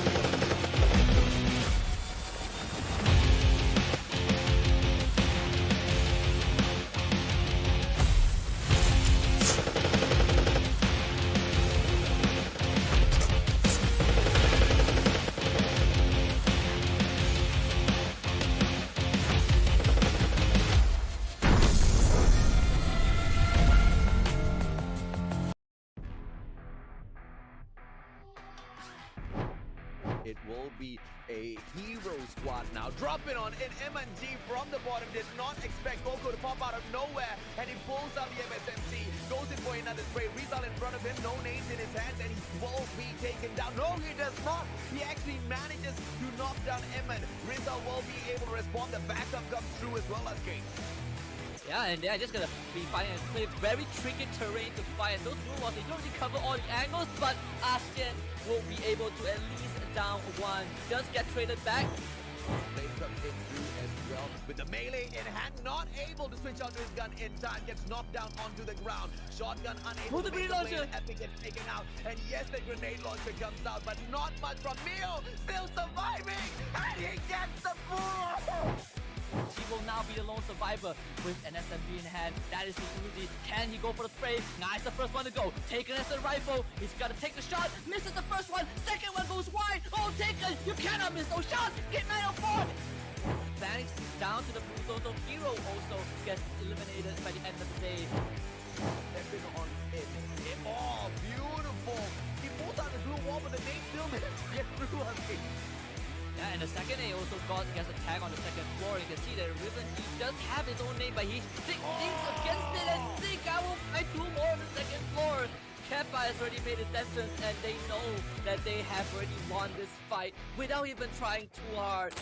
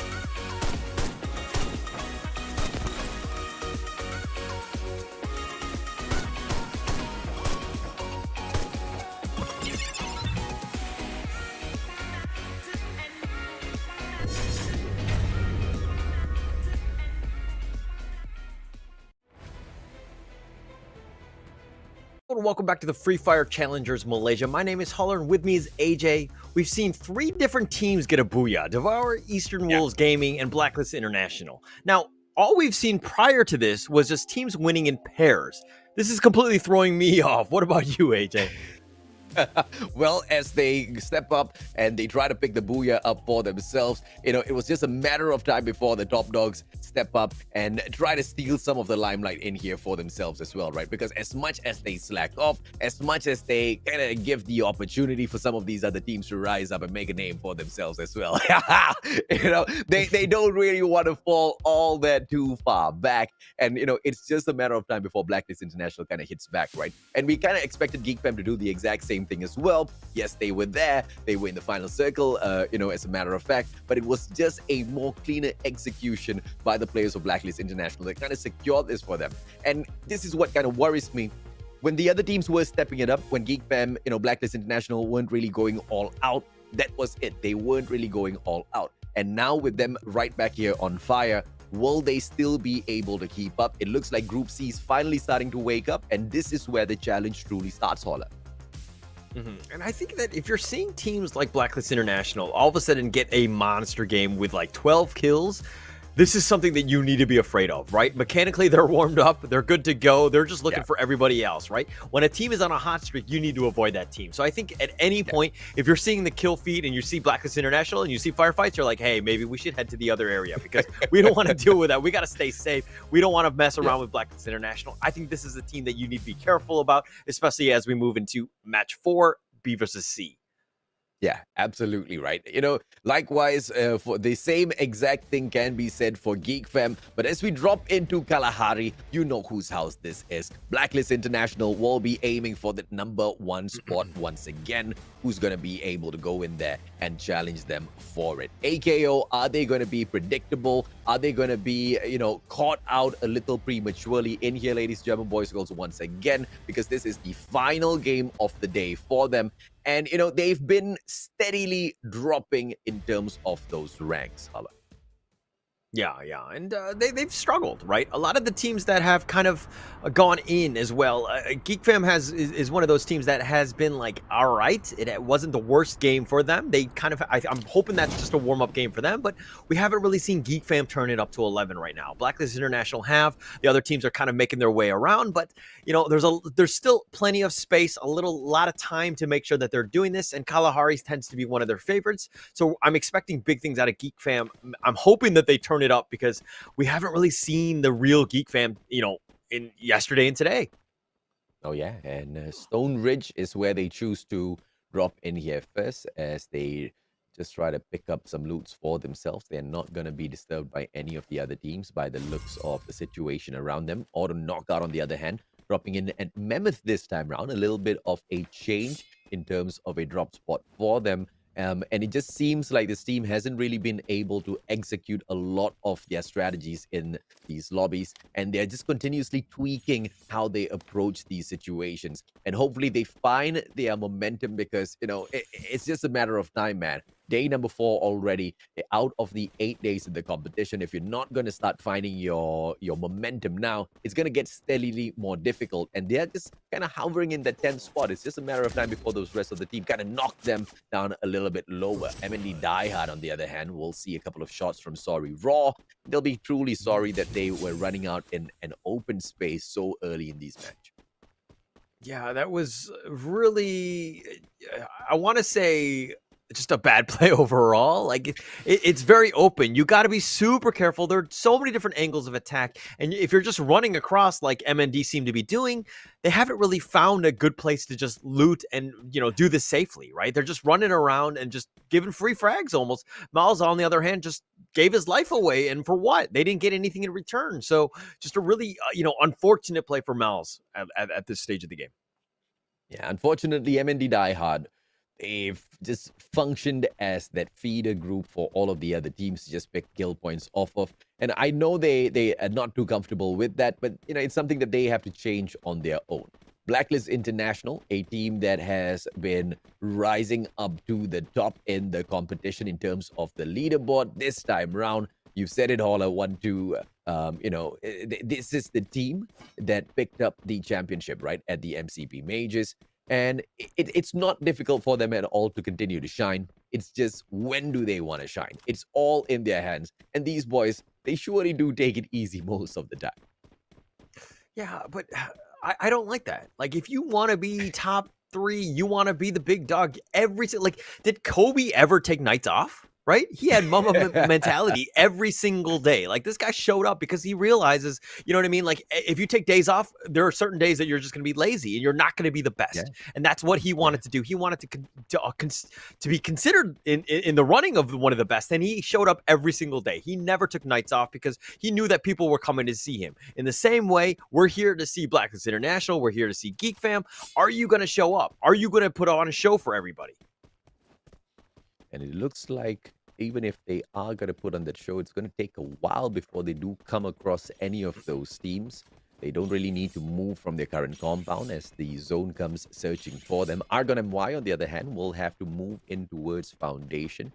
It looks like they are going to be, you know, moving from one compound to the other. If they take that right-hand side, it just might put them below the cliff, which should give them quite a lot of cover as they try to get in towards the next zone. But there's also no compound there whatsoever. So Argon MY just really needs to play this really carefully. Look at the players of New Gang.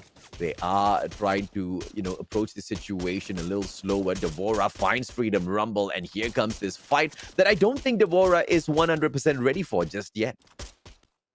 Not yet, especially against Freedom Rumble. Freedom Rumble are willing to take on any single fight, so they're going to be happy to take this one. They throw out the grenade. He barely dodges that one. Jim Queez is a little low. He does get knocked. That grenade does hit. Too fast. GG is just too furious as he gets that one. Clowns is looking to take the next knock and Devour just in a bad spot. Ash is just like, where did my team go? What do? I was just taking a piss behind this tree.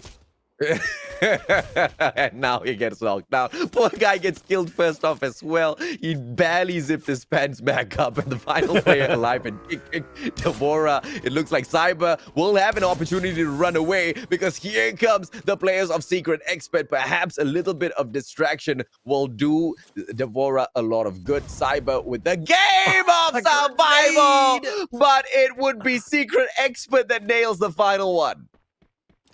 I mean, completely caught off guard on that one. I mean, yes, he was in a bad spot, but that grenade came out of nowhere, and he just completely blew him up. He was just looking to heal himself, but unfortunately not able to do so. Blacklist International, though, have found them as well. They heard the call of Devour, and they want to go in for Freedom Rumble. They're going to look to be aggressive going into this building. Oh, smart glue wall pulled out, and now Blacklist International, they don't have much of an entrance through that one window, but the two players are waiting in stand. Cobra not making that mistake. They know exactly how to take over compounds, and they want to be able to open up with the nades, but Cobra has got absolutely nothing on him. So those gunfights is exactly what they'll have to depend on. And look at this strategy. Ali, as he waits behind the rest of his team members, just as a guy who's there for the backup, there for the picking in case any one of his team members do go ahead and fall in this battle. And Secret Expert, they are in the perfect position to backstab the players of Freedom Rumble, but it looks like they are just waiting patiently to see how the situation before them breaks down, Holla. Yeah, they want to see the firefight. They want to see some, some of the kill feeds, some of the action happening, and then they'll look to swoop in and just secure as many kills as possible. It looks like they're going to just stick around for now, but Freedom Rumble and Blacklist International, they are not shying away. They're sticking around, making sure that they're, at least getting some pot shots on the Freedom Rumble, but, both of these teams are not fully engaging. They're playing it very smart. They're using cover to their advantage, making sure that they're not doing anything out in the open where they might get picked off. Freedom Rumble is in an all-right position for the time being, but they should have taken that opportunity to back away. Danger Zone now recovers, and it looks like Blacklist International can continue the push in here. They know the positioning, they know the spots. New Gang spread out a little bit too far, and Argon MY might be able to take advantage of the situation. But the one thing that makes a difference here is the whole squad of Argon MY all squeezed into one spot. And what is, the worst thing that can happen right now for New Gang is Asip getting knocked down onto the ground and nobody being there to rescue him in time. Yeah, so New Gang is really spread around. Yes, they've got a great amount of intel, but again, like you mentioned to, you alluded to, there's no support to one another, right? So they got to be super careful. Asip did see them. He actually was just more scouting. He wasn't really willing to just pull the trigger on that one. He doesn't want to give away his position. New Gang are now starting to see that Argon Malaysia are on the move, and they're making their way maybe to backstab them. We're going to have to see how this one plays out, especially as Argon Malaysia is going the long way around and making sure that they're super safe using the back to the wall, making themselves all the way into foundation. And it looks like New Gang will be taking the zip line across, potentially right in front where they can meet and gatekeep the players of Argon MY, and then another zip line into Refinery. Either way, I highly doubt they're going to be moving on foot. I hope they don't move on foot, because it will be, an absolute waste of time. They're going to be losing those precious moments where they can, pick off a couple of extra kills with that high elevation points. And Geek Fam on the other side, they will get caught in a danger zone. Can't really go and chase those players of Freedom Rumble who managed to get out of that sticky situation unharmed. They're okay for now, but Secret Expert, on the other hand, they've got one kill to the name. They got taken with it, but they're very close. I don't know if Blacklist International will end up seeing these guys. Blacklist International have just kind of bunkered down for now, realizing that there's plenty of time right now. They don't need to rush anything by just running out. I think they've got all the equipment and utility that they need, so they're going to play it a little bit safe here. Secret Expert, on the other hand, still moving around, trying to pick things up, just making sure that they get what they can at the moment. But again, it's not even 10 minutes yet. They have plenty of time to make a move. No escape umbrella. Oh, look at this. Player. Look at this rappel. Yep. Right on top of it. Right. Sorry, On top of the...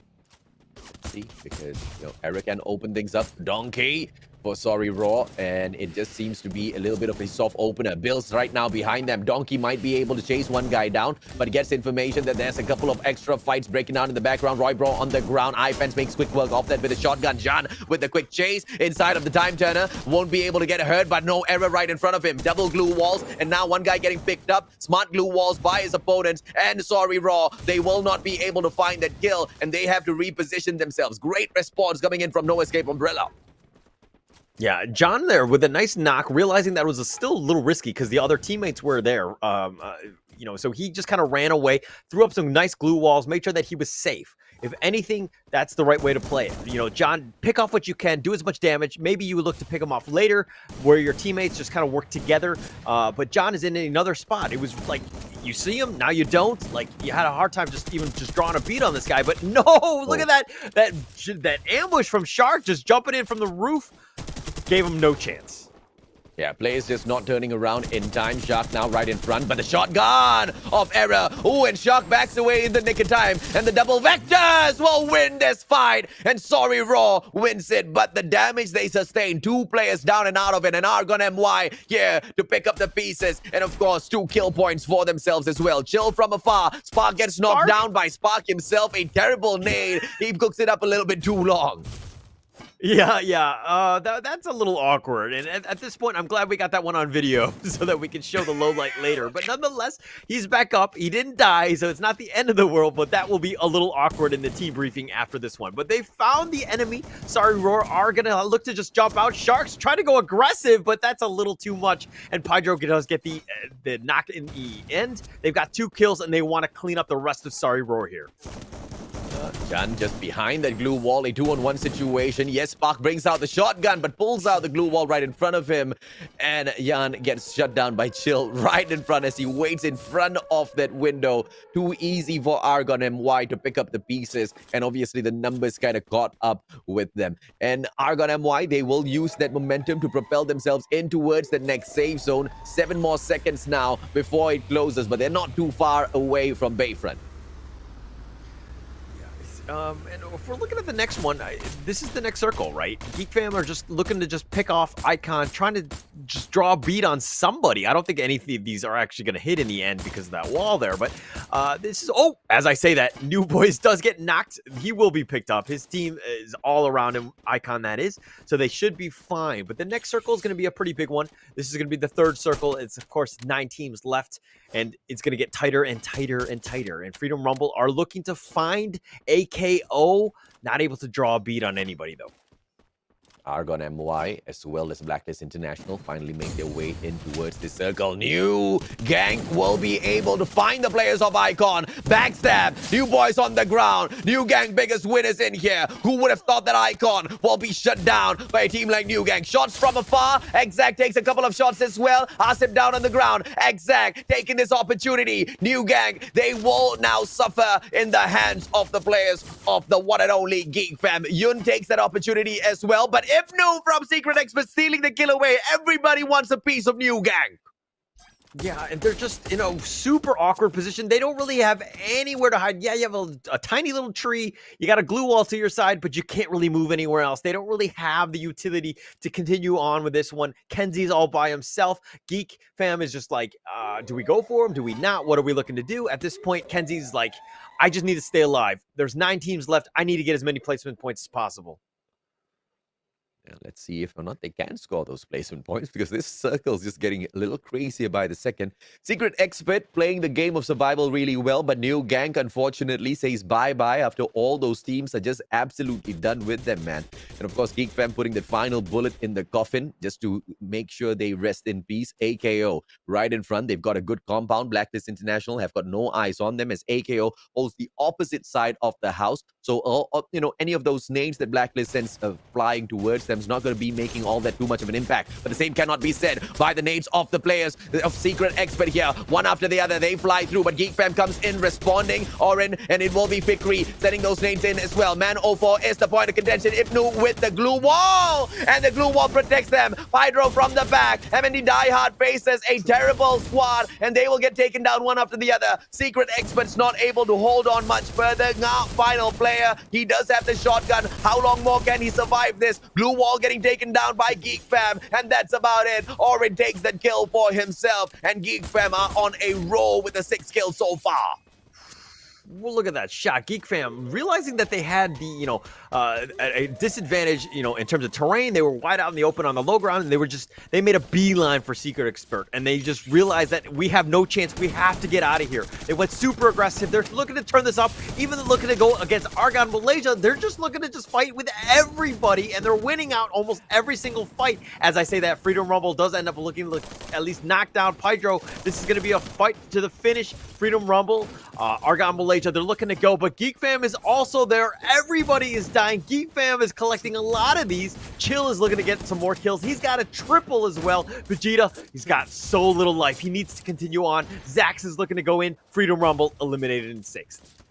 Yeah, Too Fast just got taken down by that safe zone. Yun now just flirting with the safe zone, and I don't think that's a great idea. Cobra, on the other hand, just running and gunning, and the guy does that really well. Blacklist International taking the fight up against Geek Fam, and now 3 of these players alive and kicking. Ali needs to get picked up. The guy is one of the most solid backup that Blacklist International has on their end. You can see AKO already cooking that nade up. Ali back on his feet, and Blacklist International, a full squad, ready for this final battle. Yun from the back, just a little bit of pressure coming through. AKOs, Mr. D will be able to spot Man04, but does not get that hit. Double glue wall pulled out just to protect himself just a little bit as he gives away that information. But Man04 now has the bird's eye view and all the information Geek Fam needs for this booyah. Yeah, AKO with full 4-man. As I say, that one gets knocked. Blacklist International looking to go in, just storming in like every single time. And they get the elimination. And there you go again.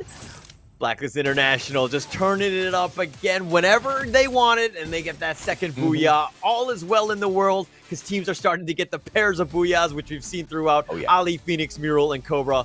Congratulations, Blacklist International. And this is exactly why Blacklist International can slack off whenever they want. This is exactly why Blacklist International does not need to show up each and every single day, each and every single game. Because even as they take a chill pill, they most definitely do have a very strong hold on this competition.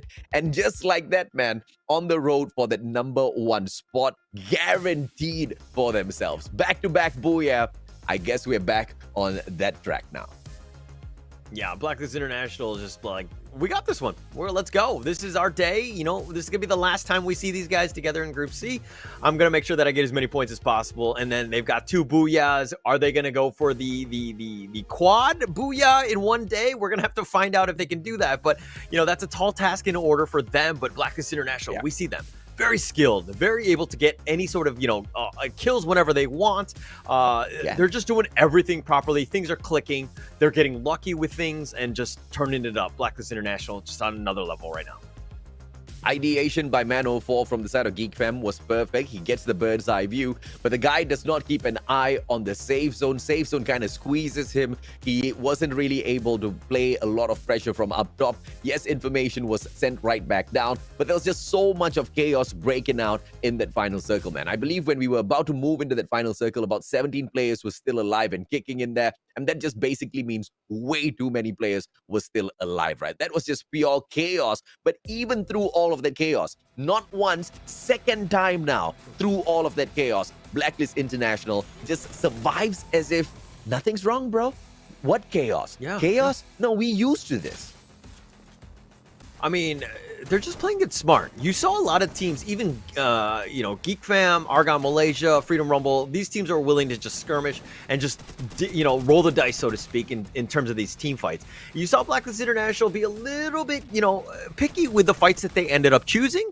They chose the smart ones because it's about survival, making sure that, hey, if, maybe we don't need the kills and we just need to survive and we can clean up. And Blacklist International have done a good job of that. So, they're just playing to their strengths. They understand what they can do. If they want to take the single team on single team, they're happy to take that one. But when other teams are going in, there's a lot of chaos. Sometimes they'll be a little bit more cautious and make sure that they choose the right fights.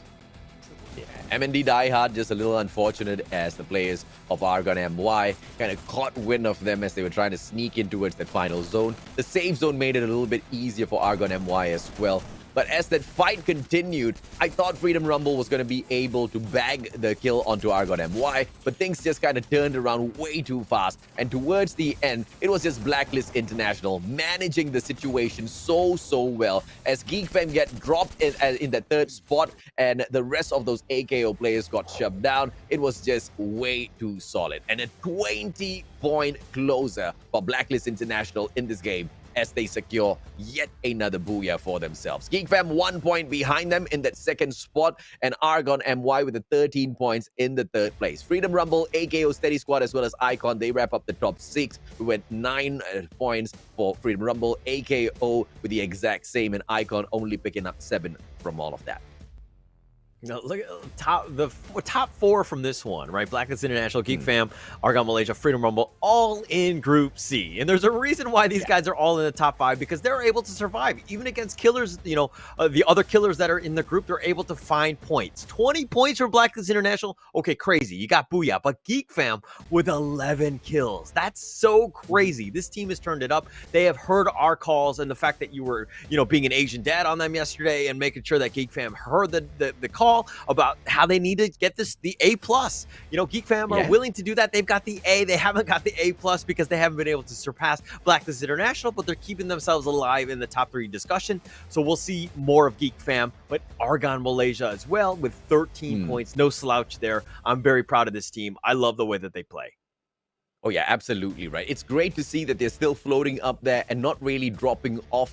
You know, they still bring in their consistent kills. It's just that the other Titans are finally stepping it up and grabbing the title for themselves. And this is pretty much as to what I was saying earlier, with no intention of offending any one of these teams. Because yes, granted, they have put in a lot of effort to grab all of those booyahs for themselves, a lot of points, but once again, it is only when Blacklist International, Geek Fam, these top teams kind of choose to slouch off. They don't really want to go super aggressive in the competition. But when they show up, they really show up. And it's so tough for those other teams to hang on with them. Argon MY, just a different breed altogether. And this is the roundup once again, ladies, gentlemen, boys and girls. As we opened up the day, Devora scored a great booyah for themselves, but they couldn't secure that #1 spot, as Icon just maintained their consistencies with those skills. It was the Eastern Wolves gang that managed to secure the second game for themselves, but they were most definitely very impressive. How much of that, how much of that could they have brought into round number 3?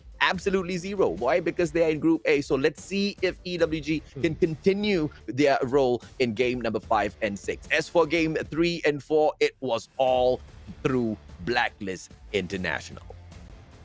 Yeah, they were completely on another level. They were just killing things out. Like they ended up with like 12 kills and I think 11 kills in the or 8 kills in the last one. Just completely turning this up. I think that they're going to be on top. As I say that, they're tied, so close enough, but booyahs are the tiebreaker. So Argon Malaysia will continue on with that one, but they're going to be feeling a little bit of heat. They had a little bit of a cushion of going into this one, but now that you're tied with Blacklist International, who are on a tear in second place, Geek Fam have been third. They've done well as well with 170 points. Secret Experts fourth, Icon fifth. This is a pretty huge jump. I did not expect this one. They started the weekend 14th place, and now that they're in 5th place with 152, they're done for the day, though. Sorry Roar in 6th, Freedom Rumble 7th, Epic 8th, AKO Steady Squad in 9th with 124. EWG, they got that early booyah. We expect to see more. They got 2 more games. We'll see how they play out. Team Princess, Fall from Grace. These guys are struggling. They're in 11th place now. They started the weekend in 3rd. 2 Beredict, 12th.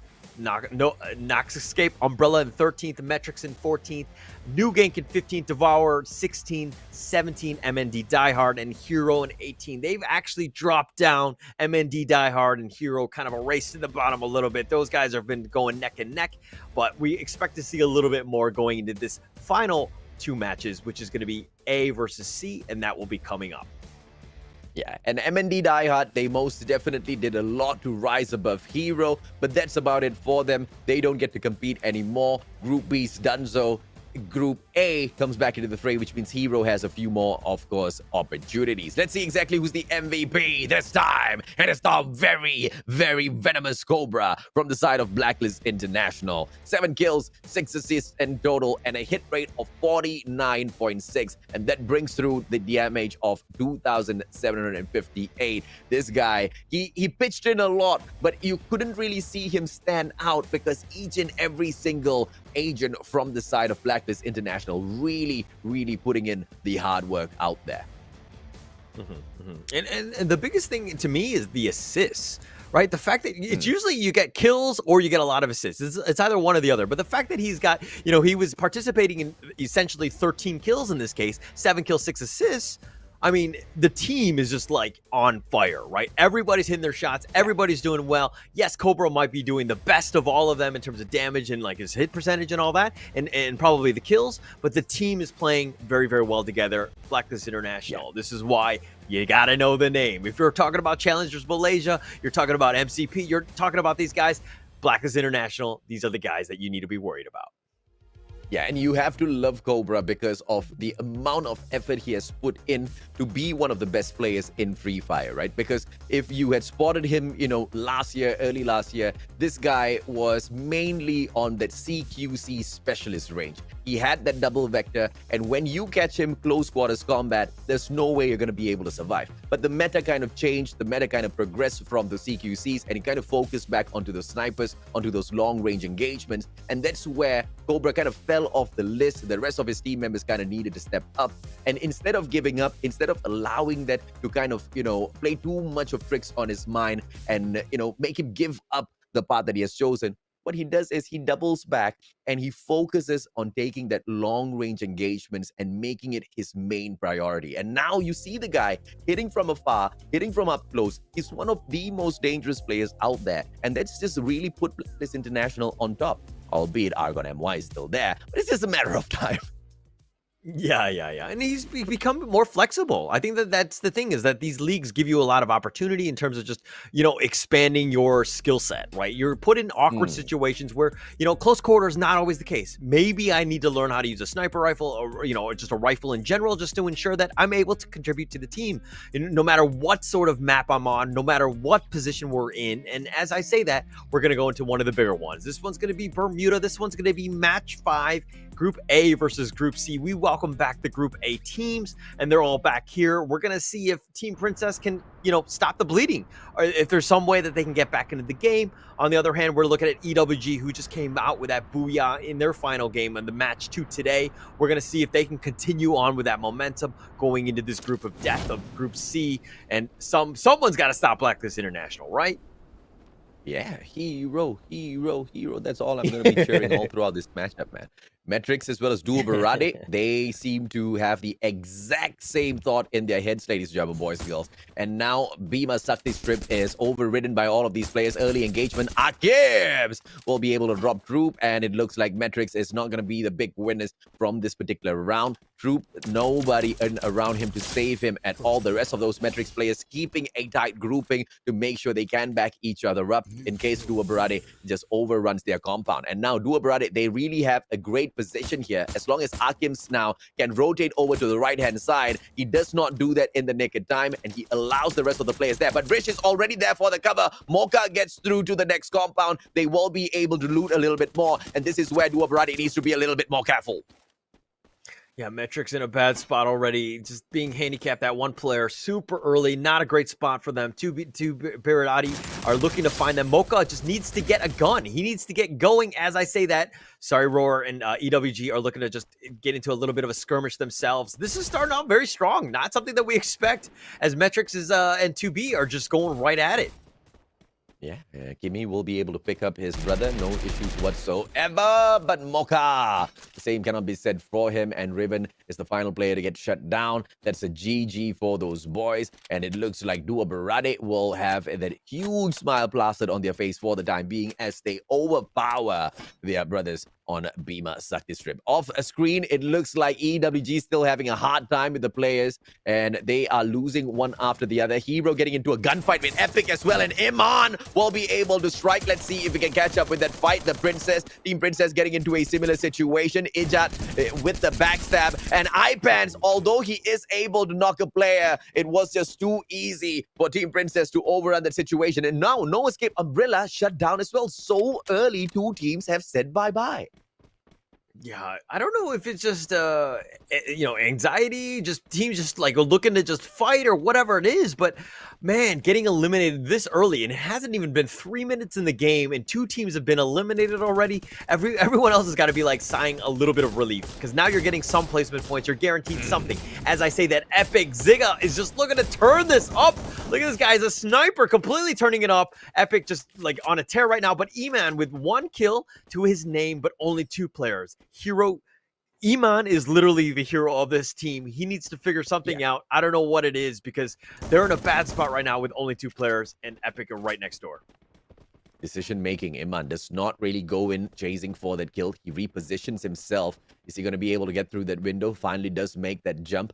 First aid kit on the ground. Very important for him. Does not pick it up. Unfortunately, he just thinks of running away as quickly as he can. As he does make his way out of there, it looks like Rembo has thought of the exact same thing. A long flank around that compound. And it looks like Hero will be able to sustain their lives a little bit longer in here. Iman is actually sacrificing his life by choosing to stay in this compound and play that distraction just in case they choose to run in after Rembo.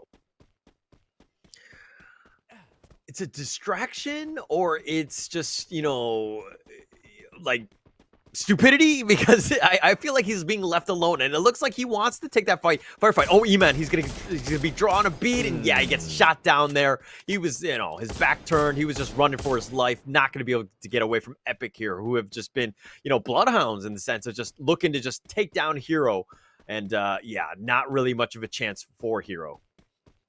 Yeah, Iman really just needs more backup from the team, man. He has been stepping it up, but when you just have one guy continuously doing all of the heavy lifting, spotting out plays, just taking the initiative to, try to go in there for the backup, there's just so much the guy can do. It's almost a solo versus squads out there for the team. But Geek Fam and Argon MY at Mars Electric, this is about to be electrifying for sure. Either way, either side goes down, it's gonna be one cool fight. Yeah, nobody wants to be eliminated in 5 minutes here, but Argon Malaysia, Geek Tran, Orin is looking to just kind of get the ambush. He should be able to at least hear them. He knows that they're there. He's providing a lot of intel to his team, just making sure that they're flanking around. But Argon Malaysia, I don't think they know that Geek Fam are within the vicinity. They're continuing to run out, and they've got, the rolling pin more than anything else, just kind of running around. But Geek Fam are within the vicinity. This warehouse is so open. If the firefight happens, they do not want to get caught out and just meet the heart of the enemy team, so they got to be careful with their next moves. I like how Fikri is just holding a distance from the rest of his team members.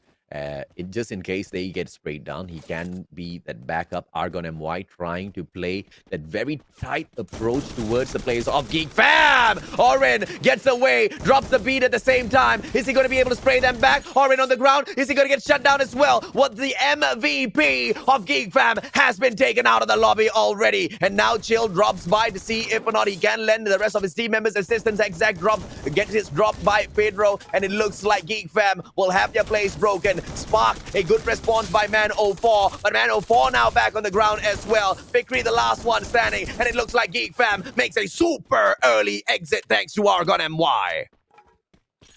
Super early, but they lost Spark. That's a pretty big one in the end. But I mean, that's a great fight for Argon Malaysia. They'll be happy to do that as they plant their flag literally on Geek Fam's bodies at this point. But Argon Malaysia, were willing to roll the dice on that one. They were going in. Geek Fam thought they were going to be, they setting up the bear trap, and they walked in. But Orin actually got caught out. He actually put up the glue wall, and he trapped himself in with his aggressor, which is not where you want to be. And Orin actually dying there. You're saying that he's the best player. I do agree with that. Yeah. And him going down early didn't really give Geek Fam much of a chance. Yeah, and on top of that, it was just the numbers game that kind of caught up with Orin, not the guy's fault at all. Just a moment of panic there.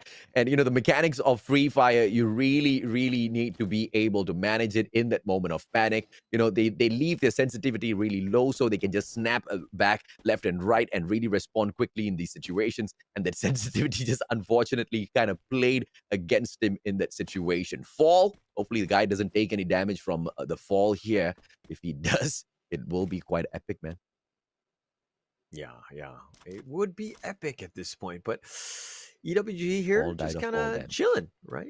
Yeah, I mean, he's all by himself. Fall, yeah, he's in the circle. He doesn't want to do anything. He doesn't want to get caught out more than anything. He's just trying to survive. But I think Sorry Roar are gonna eventually see them as they maybe make their way across this river. They might even swim, but they got to be careful because Fall could pick them off. Potentially happen, but Freedom Rumble, look at these teams, right? We saw them having T in the northwest corner earlier on this map, and now they're going to just be in the north side all by themselves. Freedom Rumble not being the aggressor that we've seen of the past. I think they are just playing that slower game in here, just biding their time. And this might just be the perfect opportunity for them to finally step it up, right? Because there's a huge probability that Argon MY will get caught in a gunfight with the players of Blacklist International shortly. They're just beside each other. And that might just put the players of Freedom Rumble in that very favorite spot of picking up the booyah because, Argon MY, they already have lost that one player. And Blacklist International, if they were to lose a couple before moving into that final zone, and Freedom Rumble just playing those passive plays, they're probably going to get in there with a full squad. And the numbers game almost always bags the big ones. Duo Barade, they have the numbers on their end. They did have the numbers initially as they dropped in, and they made really good use of that. Yeah, they've done a great job with that. But there's, 9 teams left. But look at Hero with just Rembo by himself, EWG Fall by himself. The other teams are kind of just 3 strong, except for the top teams. Team Princess, we haven't seen much of them, but they're looking to just survive, make sure that they get some placement points here. But they're gonna probably eventually run into 2 Baradic. That's gonna eventually happen with just how close they are. But Freedom Rumble looking to flank all of them. That's a nice circle for them. And there's definitely going to be a skirmish with 3 teams in the top of that circle. And Freedom Rumble, with the circle just moving towards them, they don't really have to travel all that too much. Blacklist International, on the other hand, they have the edge of the zone, and they will be trying to travel in a little bit closer towards the center of it. So that might just give the opportunity for the Argon MY players to catch them off guard. Epic Coco getting caught out in the open by the my most favorite player from the side of Sorry Raw, the one and only Donkey. Long-range engagement just forces Coco back.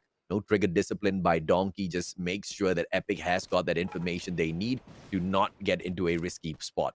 And now a good nade as Donkey backs away. But what's the exit strategy here, man? Where's he running?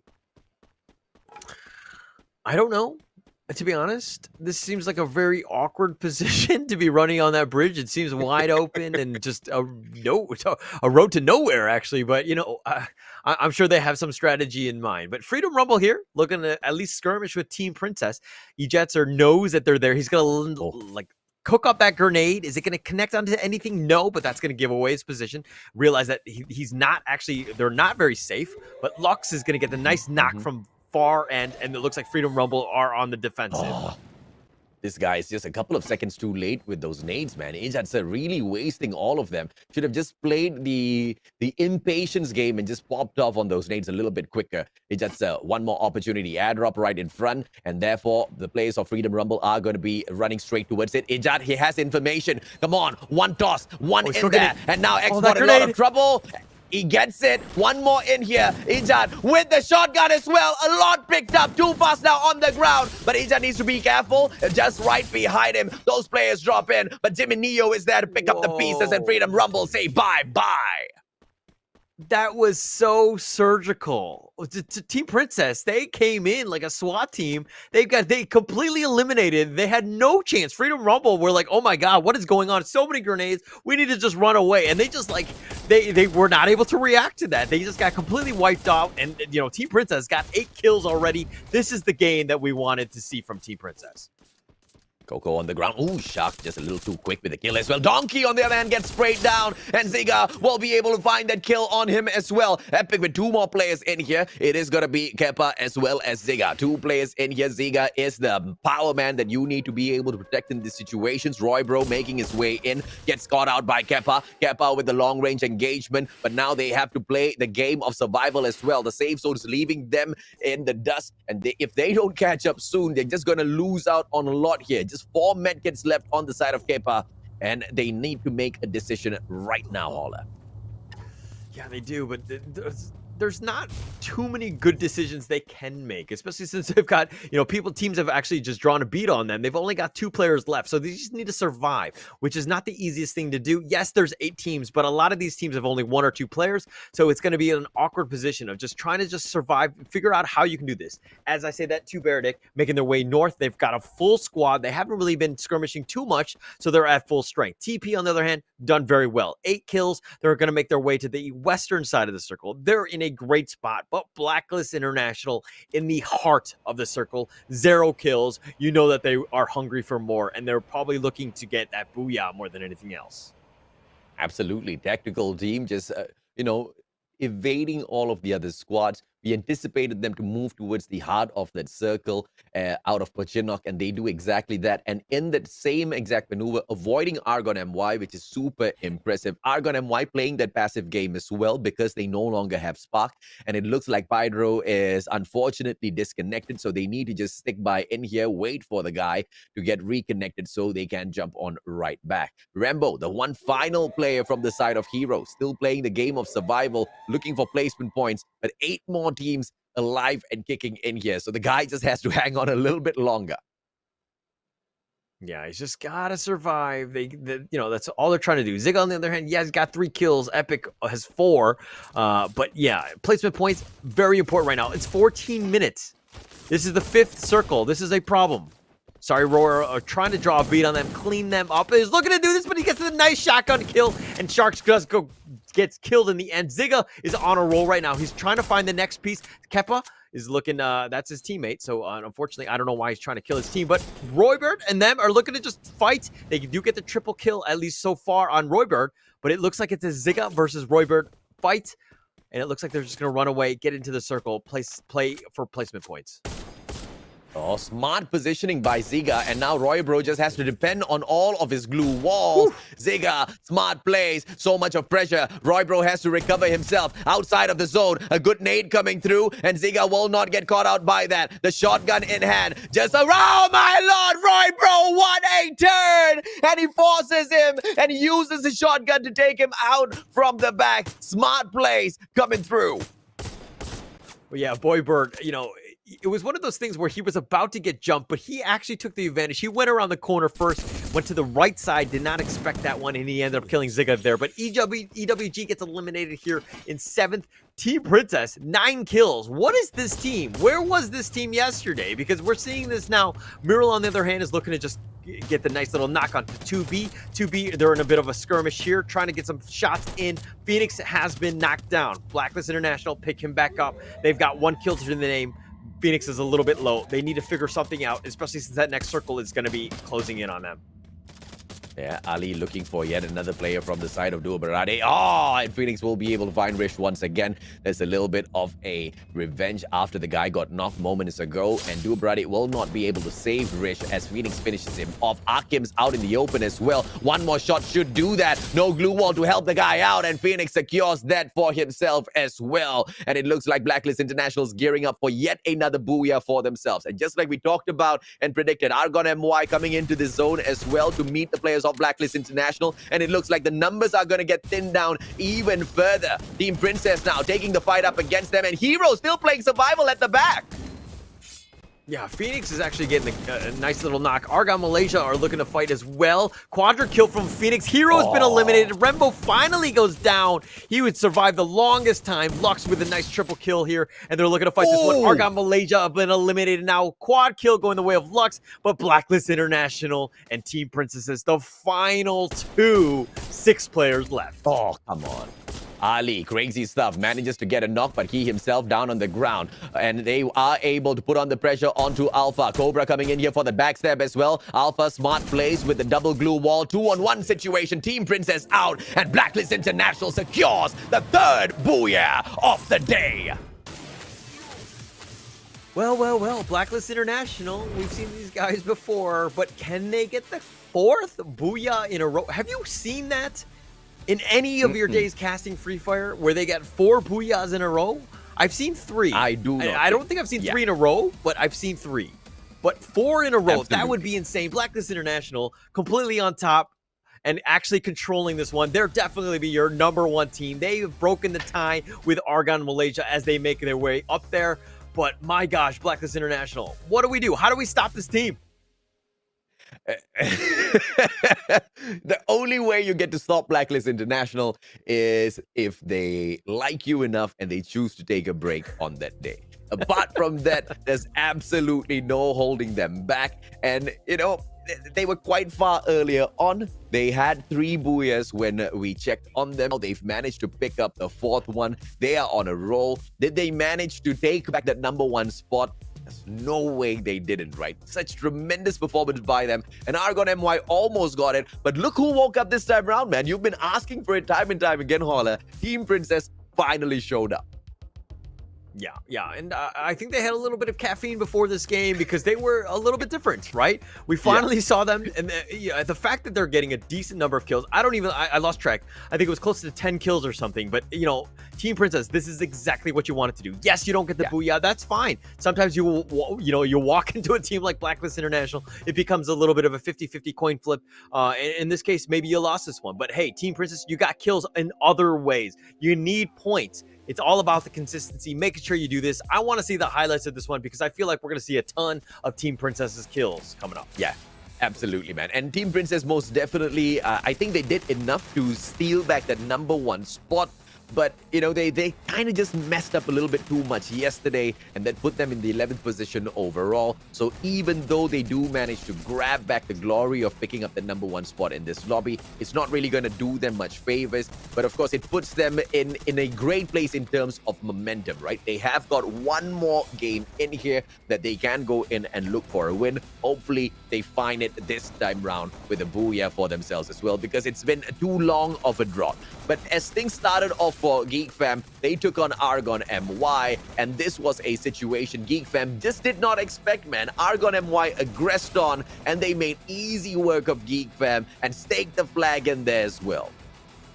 Look at this one. I love this one. Freedom Rumble, they were like, oh, okay, we're going to see this team. Team Princess came out of nowhere. They threw so many grenades and made Freedom Rumble just scramble around, just trying to stay alive, and they got completely eliminated. Team Princess had an amazing turn on that one because they got a 4-0, pretty much killing everybody. They lost nobody. Yes, you might have taken a little bit of damage, but nonetheless, that's what your Team Princess wants to do. They want to be the aggressive team, and going into an aggressive team like Freedom Rumble, they were able to out-aggress them and just take them over. But Blacklist International, patient. They were very positional. They understood where the circle was, where it was going to be. They just made sure that they were going to survive at full strength towards the end, giving them the greatest chance. They were able to get as many kills as possible. But Team Princess, 12 kills. Yeah, that was what I wanted to see throughout. This is the first game that I've seen with Team Princess just turning it up, but 12 kills, that's a monster game for them, and that's why they got the most amount of points in that one with 21. Blacklist International was 19 points. Yes, they got the booyah. Argon Malaysia, still nothing to be shy about in the sense that you got 15 points. Sorry, Roar with 11. 2 Baradic with 10 points. Great game by them. Epic with 8. Hero 8. Just surviving. Rembo did a great job. EWG with 5. Geek Fam with 2. Freedom Rumble with 2. And Nox Escape, Umbrella, and Metrics with the big fat donut getting eliminated early. A little unfortunate for both of those teams. Yeah, so, and the biggest question now is, when will Geek Fam start showing up in the competition to show us that they can pick up a few back-to-back crazy booyahs as well? And you know, we have been talking about records. Argon MY, they kind of set the record for the most booyahs in the competition. Will Blacklist International be able to set the record for the most booyahs taken in succession back-to-back? They are on the exact journey to do exactly that. Let's see if they can secure the 4th one, because if they do, my friend, I think both of us will lose our minds. Yeah, it would be absolutely insane. I don't think I've ever seen that. I think they had, going back to MCP Season 2, they had the most amount of booyah. So this is not a team that's, not...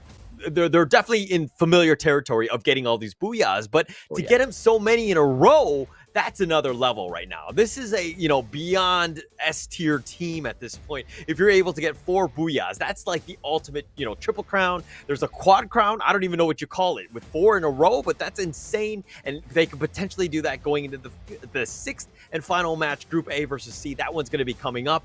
But yeah, history could be made going into this next match.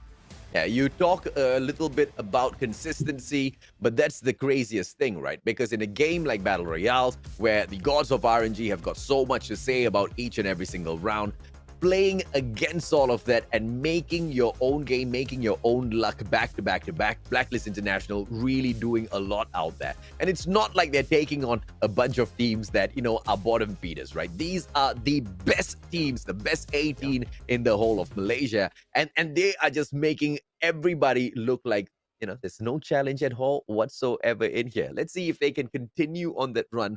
Game number 4.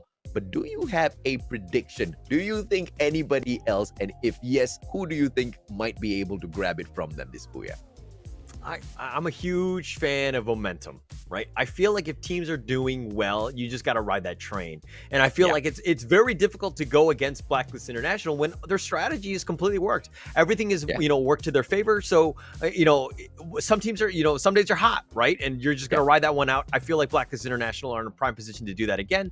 And we're going to find out as we go into Kalahari. This is going to be our final match of the day. This is Group A versus C. Can Blacklist International make Free Fire history with 4 booyahs in a row? We're gonna have to find out. Or will Argon Malaysia, Team Princess, Freedom Rumble, or Geek Fam, any of the teams or any of the other ones, will they be able to play spoiler and just kind of disrupt that perfect day by Blacklist International? We're gonna find out soon. Whenever we talk about Kalahari, we call it the House of Blacklist International. The map where I believe Blacklist International has got the most booyahs on so far. And for them to step on in and complete their legendary run for the day, to complete their legendary run in the Free Fire Challengers Malaysia Season 1, there's no better map to get that done. Blacklist International now, ladies and gentlemen, boys and girls, they will most definitely not be disturbed at all. And when we spot the players of Geek Fam, they make a little bit of a tweak. This time, Stone Ridge is exactly where they'll go in here to drop. Santa Catarina, we expect some teams to be in there, but it's just going to be open and nobody at all will be taking those early engagements. But as I say that, sorry, I totally missed Hero dropping right in front of Team Princess. Alpha XR caught in the crosshairs of Rambo. No knockdown just yet, but behind it will be Jimmy Neo that punishes Rambo. The guy didn't see that coming. Yeah, Rambo thought he could play superhero, and Ethan gets knocked as well. This is a terrible start for Hero. It just so many different teams are just, within the vicinity, right? You took your shot, you just, basically gave away your position. Were you able to get any kills? No. And, Rambo got killed for that. Iman was nearby. He falls for that one as well. And it looks like Hero are going to be eliminated first here. Not looking good. Vanix is just trying to he has the Jurassic Park mentality of if I don't move, maybe they can't see me. It's not Jurassic Park. Free Fire. He gets spotted. Okay, I thought it would work. No. Jimmy Neo, guy bags 3. Ijat takes 1 for himself. And Team Princess, they nuke out the sub. And it looks like they find a couple of heroes that they dunk down under. And it is not something that Team Princess did not see coming. They started off the previous matchup. They were guns blazing. They wanted the booyah. But unfortunately, all they could get was that number 1 place thanks to their aggression. And they start off this final matchup as well, bringing in, continuing that momentum, that aggression. And let's see if that will serve them well all the way through to that final zone. 55 seconds for the zone now for the first one to be selected. And we will see exactly where that drags all of these players. Yeah, Team Princess, they're Love the start. This is one of those things where it's like such a feel-good moment, right? You've been completely wiped out a team. I mean, basically guaranteeing yourself, another placement, position. Obviously, not the points at this point, but getting the 4 kills this early is a huge confidence boost. Team Princess have finally found their groove, right? They got a ton of kills last game, and they're gonna start off with this one with 4. So, great start for Team Princess. Now, can they continue that run? Are they able to just kind of keep this momentum going? We're gonna have to find out. But 11 teams still out there. There's a lot of room for error and maybe more opportunities. One player from Team Princess, Ijatsa, I believe he's got a vehicle. Yeah, strayed away way too far from the rest of his team members in the pursuit of looking for information that might not put him in a great spot. As we can see, the snipes being pulled out by the Eastern Wolves gang. Players of Team Princess moving on in. They have information. This is the flank. And Ijatsa might just be the one who starts off this fight. Bonito with the initial shots, and Team Princess, they are looking for another squad to swallow up. Just finding team after team after team. I don't know if they're just lucky with these teams, but they're definitely not afraid to just kind of fight, fight whenever they can. Early and often is what they're probably trying to do, but TP going to get the high ground. This is going to give them a great vision, using these bones to great effect. I don't know what animal this is, but these bones are massive as they're just looking to go around. He's able to scout around, just try to see what they can. They do know that EWG are within the vicinity. Jimmy Neal gets shot there. He does need to be a little bit careful. He's looking to just heal and just hide behind that bone there. But EWG know that there are people there. And it looks like they're going to be a little bit of a firefight. Fall not being able to, he doesn't want to peek out because he wants to play it safe here. This is, again, very early. So EWG kind of scattered throughout. I think this is one of those moments where you're just looking for intel. I think that's the most important thing, making sure that you're able to just kind of scout things around, try to hopefully get a pick off. But we're going to have to find out here. Jimmy Neo still in a good spot. He does have 3 kills.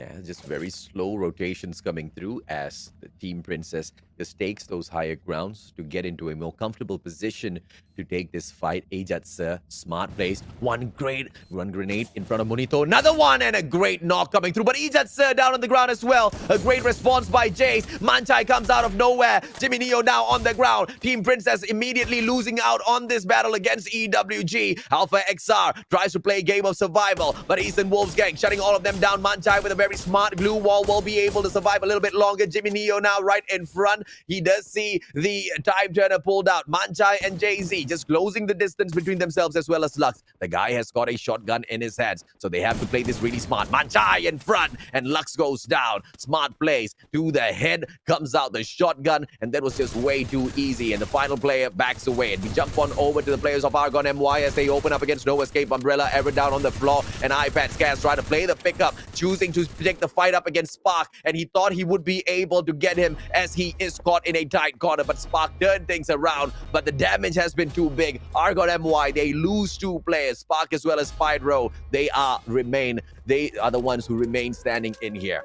Let's see if this will be enough. Argon MY, so far, even with all of the casualties, they've still been able to make it through to that final zone. They've still been able to pick up all of those points, but a majority of their kills came in here from the initial points of the game. And them dropping out 2 of those players so early just means they need to play Possum a little bit further, Holler, until that final zone before they can start popping off again, because they can't, risk any more of these situations anymore. Yeah, Freedom Rumble here, though, a little bit different. They're not being as aggressive as they were yesterday, but they don't want to be aggressive against this Blacklist International team, which are right next to them. Probably not one of the firefights you want to do, but to Blacklist International's strategy, at least for today, is that they've been very centrally located. They made sure that they've been able to survive and just kind of get into the center of the circle, making sure that they're in the prime position to be in, maybe the highest part when that final circle happens. They've done quite well, but Freedom Rumble and Blacklist International are about to fight. And let's see how they open up. Too fast, cooking up the nade already. And he goes in for the pop. Phoenix in. Oh, my lord, that one goes wide. A total airball right there. Phoenix, opportunity. Yet another airball coming through. Oh, and he actually tags it up. Smart cook up by the one and only Too Fast. And now they aim for Cobra as well. Xbot just waiting downstairs with the shotgun. Ali cannot do much as he backs away, trying to be the defensive player who tries to give that backup. But that backup's not going to be possible in such a compound where all of these buildings are blocking his shots.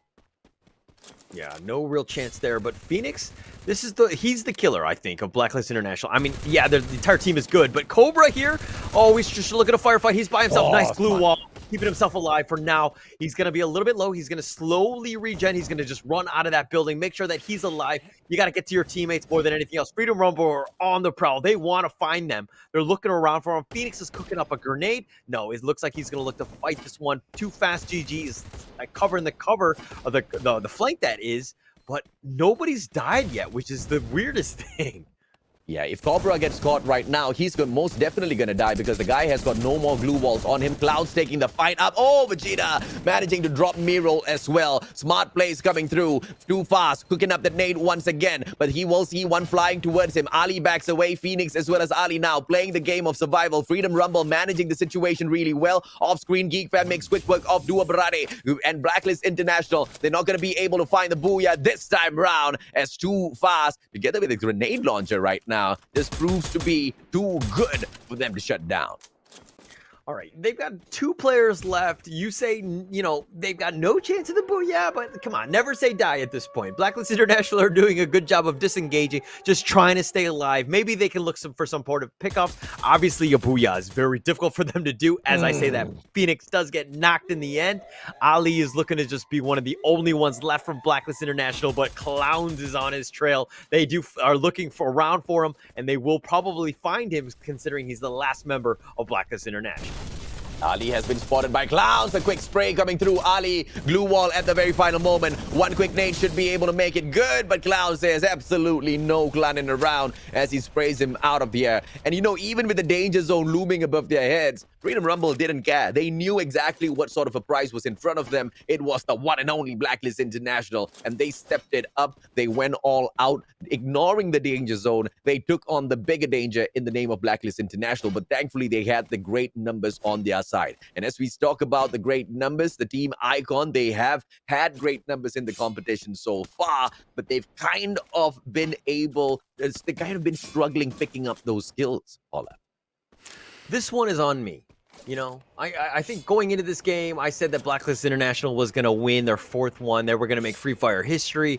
I put up a little too much hype on that one. So I put the pressure on them. That's my bad. And I unfortunately, Blacklist International heard that and they were like, oh, this is way too much pressure. We cannot handle that one. So I will take the fall for that one, Blacklist International. Go back home, lick those wounds, be prepared for the next day, which is going to be day 5 next week. But Blacklist International, that one is completely not on you. That is on me.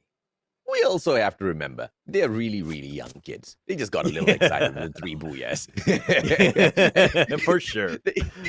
They did enough, though. They did enough to reach up to that number 1 spot. But, bombing out super early in here with Argon MY just maintaining consistency all the way through. If they're able to bag a booyah for themselves, it'll be really sweet. But that being said, it's not going to be easy because Argon MY themselves, they've kind of lost 2 players super early on in this game. And it will be tough for them to play the game of numbers in that final zone later on. Epic still taking the fight up, not able to hit anyone from this sort of a distance. Danger zone looming above them. Kepa just needs to be really careful with this. Tries to reposition himself, finally finds a little bit of cover, and the danger zone's not going to tickle them all too much. Yeah, they should be fine there, and they just need to survive. Again, 7 teams, 11 minutes into this game. This is only the 3rd circle, so they have plenty of space and real estate. It's just make sure that you've got a lot of glue walls and grenades going into the final circles. Hopefully you'll have that. But Metrics here, 0 kills. They're looking to find something with Freedom Rumble on the run right now, but Rai not able to hit his shots there. So Metrics, unfortunately, not able to get any sort of points at this stage. And them not being able to pick up more points just means that they will struggle in that 14th spot, or potentially even... I don't think they're going to be able to drop any positions. And they'll just float around that 14th position by the end of the day. Argon MY being gate kept by the team Epic. And this is going to be a tough one to fight up against. Spark dealing with the safe zone as well as Asian's back-to-back shots coming through. The guy has got multiple glue walls with him, so even if Spark does manage to respond with a couple of shots, no way he's going to be able to catch Asian, so he can continue to play aggressive. But Argon MY managing to get into the zone as the team Epic just repositions themselves just to cut off the entry of that team. Yeah, Geek Fam here, though, with 5 kills, a full squad at full strength. This is very scary, especially late in the day. Oh, Ficker with a nice knock onto Vegeta. Did not even see that. They've got the glue walls just trying to stay them, stay alive. They pick each other off, but Ficker just knocks him back down again. You get back up, and he's going to knock you down. Geek Fam not giving them any spaces. Freedom Rumble are stuck under this bridge. Oh, GG, man. Fikri really putting the hurt onto the rest of the players of Freedom Rumble. And now here comes the finisher squad. It is the team of Geek Fam, led by Exact. The shotgun in hand. They are going in here to look for that final player. Just playing it safe as well, looking towards the left-hand side. But he spots this a little bit wrong. Exact just totally misses Clouds, but he just uses the glue walls that have already been erected prior to this, spotting out the left-hand side. Ribbon knocks Fikri down onto the ground. Metrics all of a sudden getting involved in this fight, and that gives Cloud a little bit of breathing room. Oh, that grenade might have been a little over there, but Zach is right next to, oh, he sees the other grenade, and the grenade ends up taking him out, and Freedom Rumble have been eliminated. I thought that was going to hit Zach as well, but that was so close, but apparently that was calculated. Nonetheless, Geek Fam with 8 kills to their name. This is a great game for them. They've really stepped things up. Geek Fam on the prowl for more. Are they able to find EWG? They look like they are, and they are going to look to just fight this one out. And yes, they do end up securing that kill. Geek Fam are on fire with 9 kills.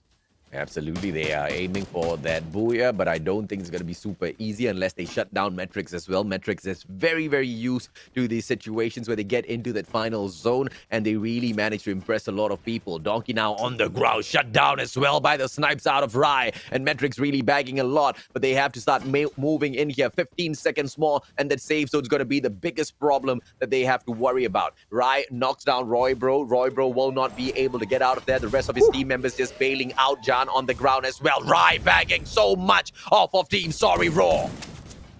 Yeah, I mean, just like 3 or 4 sniper kills in a row. That was just on point. Zach is just going to go ambush. He's got a shotgun out. He's looking to just fight this one. He goes straight in, not scared of anything. Throws out the glue walls. Now he's been stuck in. This is a colored, smorgasbord at this point. He can't find his way out of this one. Orin is going to get the kill on that one. Or with the help of Zach, that is. EWG now been eliminated. 2 teams left. 7 players, 15 minutes. Man gets the knock onto Troop. Great start for Geek Fam. Smart plays by Mano4, just keeping the players of Metrics back. A good nade opened up by Orin, trying to shut down the one player that's already on the ground. They don't want him to get picked up right back, and with the amount of pressure that he's playing right in front of that player, nobody is going to dare to step on in here to save him. And now that's the end of that guy in the numbers game by the players of Geek Fam, just equalizing this 3 versus 3 situation. Rai is going to get flanked from the right-hand side, Mocha up top, and Orin gets that information. Smart plays, he should be able to anchor himself up top on that roof. Rai just turns around. Smart plays with the glue wall, but now the safe zone going to be forcing him down. Rai's going to get caught out. Mano4 right there with the backup. Mocha the final one, but he has got the vantage point on top of this roof. Yeah, he's all by himself. Mocha just, can he pull off the miracle? They looking to ambush him. Zach does get the quad kill, and it's going to look to clean this one up. He's by himself, and Metrics eliminated. And there you go. That's exactly what we were talking about, how they were going to do it. Geek Fam back into the action. We saw that they were going to be in. We questioned if they were top tier. They are definitely top tiers. They get the booyah. The final one figure, Zach, AK, Mano4, and Oren just closing this one out. They get match 6. They're so elated. They love the fact that they were able to get this one and finish off with a strong, strong game. Yeah, cool stuff coming out of all of these boys, and Geek Fam most definitely proving to be the dominant one that people should not forget about, especially if they want to win some of these games. Although they play possum, although they don't really go all out each and every single day, round after round, they most definitely are one of the biggest threats of the competition. Even though we don't really see them out there all the time, they just very conveniently float around the top 3 of the leaderboards. And they really don't seem to be going anywhere. Yeah. They don't have. I mean, they're a great team, right? At the end of the day, we're mechanically sound. We know that.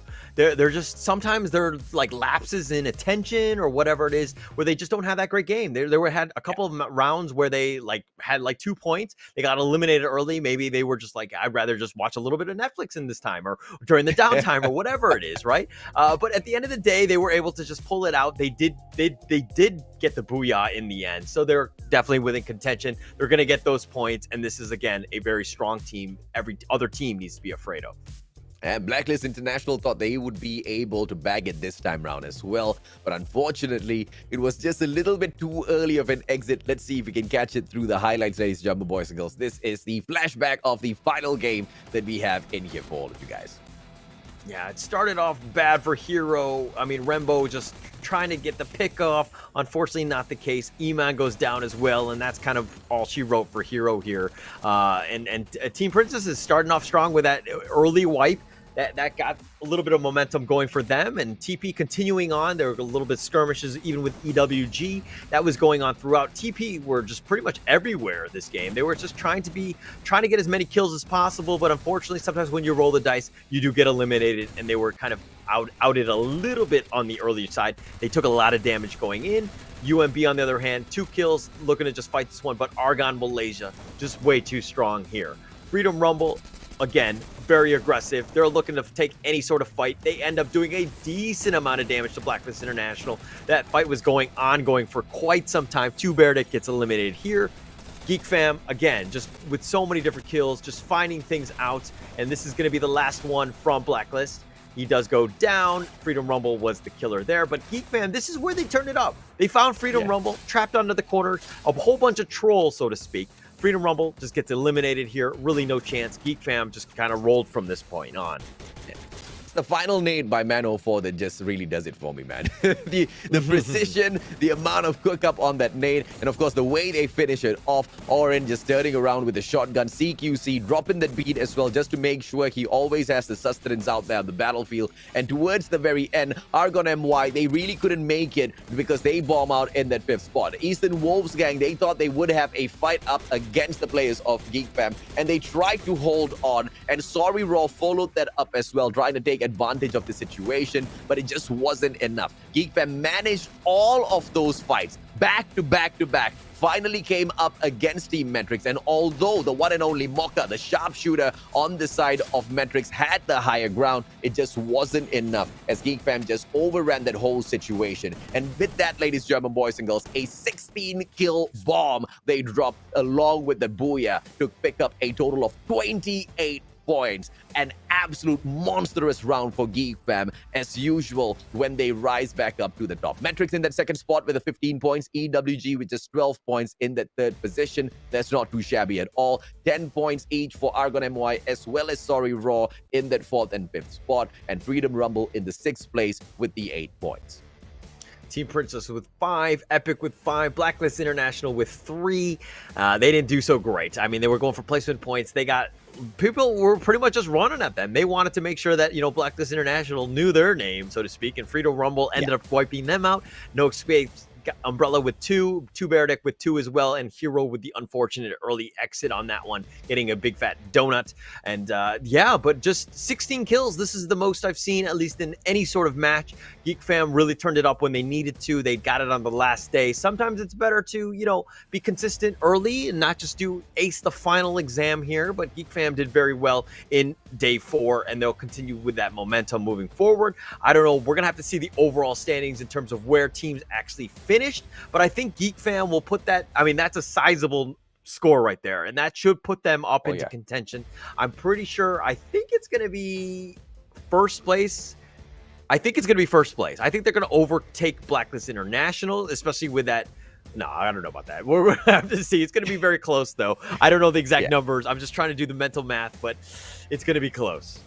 Yeah, it's going to be tough to beat Argon MY, man, because Argon MY, although they do not bag those booyahs today, they've been super consistent, man. They've been, I think they took fourth position, and then the third, and then the third, and then now the fourth again. With all of those consistencies, always bagging more than 10 points. So overall, Argon MY did enough to just hang with the best. And, you know, it's hard to think that Geek Fam actually managed to overtake them. But if they did, then kudos to Geek Fam, man. Not really bringing in full on, you know, just blockbuster rounds, but still managing to get the best of the opponents. But the most impressive ones today, hands down, were Blacklist International. As we take this whole map recap, the first booyah of the day was opened up by Devora, but it was Icon that stole that #1 spot because they were more aggressive with the kills. Eastern Wolves Gang, they secured the second booyah, and then a 3 back-to-back performing side of Blacklist International just to amaze all of us. And in the fourth one, the guys bomb out for Geek Fam to rise back up to the top. 28 points. The monster game by Geek Fam. They definitely needed that one. Making sure that they're, you know, in the running, definitely top 3. We're going to see the overall standings. Where are we going to see Geek Fam and Blacklist International and Argon Malaysia? You talked about consistency, and that's what it is. Don't need no booyahs to be up there, but 204 points. Blacklist International really rose up this one. 201. Geek Fam with 200. Look at how close that is. Neck and neck, you know, within 4 points there. Sorry Roar with 164, Secret Expert in 5th, Icon 6th, Freedom Rumble, pretty strong for them as well. I thought they were aggressive, but they did drop today. Epic in 8th, EWG in 9th, Team Princess in 10th, AKO Steady Squad in 11th, 2Baradic with 112 into 12th place, 13th in Metrics, No Escape, Umbrella in 14th, New Gank in 15th, Devour in 16th, Hero 17th. Eventually overtook MND Diehard, who are in the 18th spot. Crazy stuff out here, man. Argon MY not securing a single booyah here for themselves today, but just purely with that consistency of just not being the over-aggressors, just playing a very safe game overall. They managed to maintain that #1 spot, and they closed off the first half of the competition right up on top. But you said it right, Holler. It's just way too close, man. Blacklist International with Geek Fam just 1 point apart between the two, and Blacklist International are just literally 3 points away from Argon MY. It's an uncomfortable situation to be in if you're Argon MY, to have two Titans so close, just hot on your heels. But it most definitely is the perfect adrenaline booster for them to continue performing in the competition, because if they can be better than the Titans of old, maybe they're making a case to be the new kings of Free Fire Malaysia. Yeah, and it's going to be coming up. We're going to have a shake-up in terms of the group, so all of those teams, hopefully we see 1, 2, 3 split up amongst all the groups, but I do know it's random, so we're going to just see how the dice roll, so to speak. But yeah, it's going to be so close. A great run that's going to be happening all the way to the end. But let's look at the MVP for today, or at least I think the final 2 matches, excuse me. It's going to be A versus C. The MVP for this one, it's got to be someone from, I would think, Blacklist International, or what? Yeah. What are your thoughts? It should be from Blacklist, man. I mean, they performed so well, but oh my. Sit down, Blacklist. Hello, Geek Fam. Man 04 with the 8 kills and 3 assists. 93% hit rate. Everybody in the competition sit down and learn from Man 04 a little bit of trigger discipline. 93% and 8 kills, 3 assists. Like, wait, what? How are you doing this? 93%? Like, I don't know. We're gonna that seems awfully crazy to me. Like, you're hitting everything at this point. The one time you're missing like a shot with like every 10 shots. That's crazy. I mean, Mono 4, props to this guy for doing all that damage with 93% hit rate. That is that is crazy to me. The fact that, like, I don't know if anyone can get to that level, but trigger discipline or whatnot, but you're able to hit your shots. Props to you, my friend. Mono 4, big props to you. Oh, absolutely, man. Crazy stuff. That hit rate, legendary right there. I mean, if it wasn't enough already with the final kill that he took on that Freedom Rumble player with that amazingly well-placed nade, this guy just continued to blow our minds. Great stuff out of Geek Fam as usual. even if they don't bag the maximum number of booyahs, they still find a way to steal all of the attention space in our minds. Yeah, and he stole my heart because of that. Let me just be honest. All right, I'm very impressive. I'm very impressed with these kinds of the kills. Like, you know, that's a whole nother level, right? We were talking about building that dream team and the all-stars and all of that. And obviously Mono 4 is definitely at the top of my list right now, because if you're able to hit that many shots and get those kills, like legitimately you're on another level. I don't know who else can compete with you at that point. So we could just build the all-star from there. That's going to be the foundation just moving forward. So we're going to see how that one plays out. But I was very impressed with that performance today. I think I'm gonna drop one more player, into my dream list, man. Too Fast GG seems to be stepping it up little by little as well, right? I mean, the guy's nades are absolutely insane, and the precision of those grenade cooks as he's trying to toss it towards all of his opponents to make it explode right above that glue wall. It doesn't drop it into the glue wall. It doesn't touch the ground. It explodes exactly right above them. That's insane. It takes such a high level of skill to pull that off. And he makes it look absolutely easy as he does it again and again and again. And he always opens up those fights in the perfect of ways. And that's one of the things that has really been keeping Freedom Rumble as one of those top tier teams in the competition as far as those fights go, Holla. Yeah, and I mean, it's going to take practice, cooking those grenades, making sure you're doing this. I'm looking at you, Argon Malaysia Spark. I saw you you knock yourself down with your own grenade. That's not what you want to do. You're cooking too long, man. You need to ensure that there's a timer on the cooker, and you're making sure that you're doing things, and that's one way to do that, and just get a little bit better, just understanding that timing as you move forward, because you're going to really need those grenades as you start any sort of engagement. Absolutely. Now, on that note, ladies and gentlemen, boys and girls, I'm going to go cook some rice for myself. Y'all take care, and we will catch you next week for the week 3, day number 5 of the Free Fire Challengers Malaysia Season 1. My name's AJ. I'm the Mustachio, down here with the one and only Holla, signing off.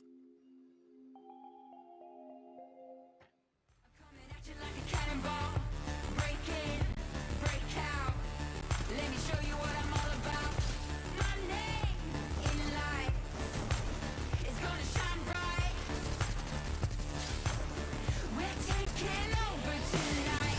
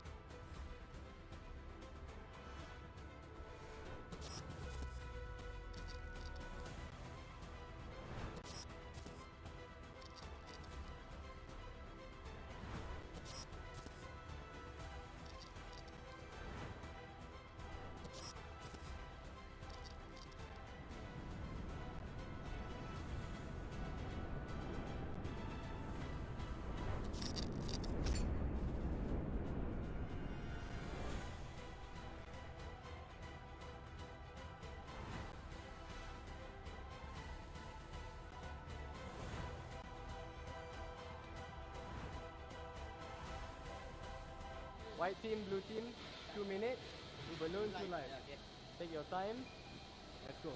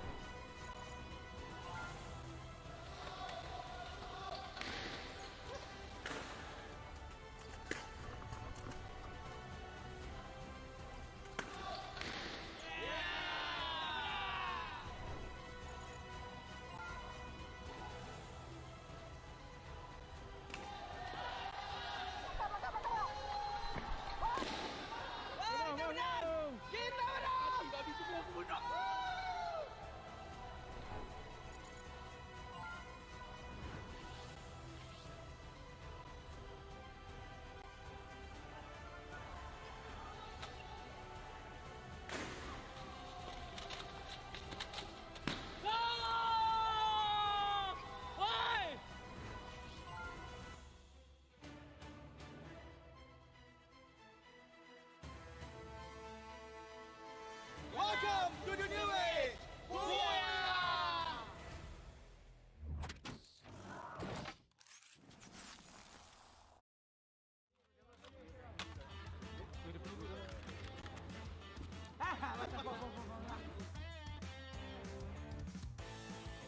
Let's go fair play, yeah.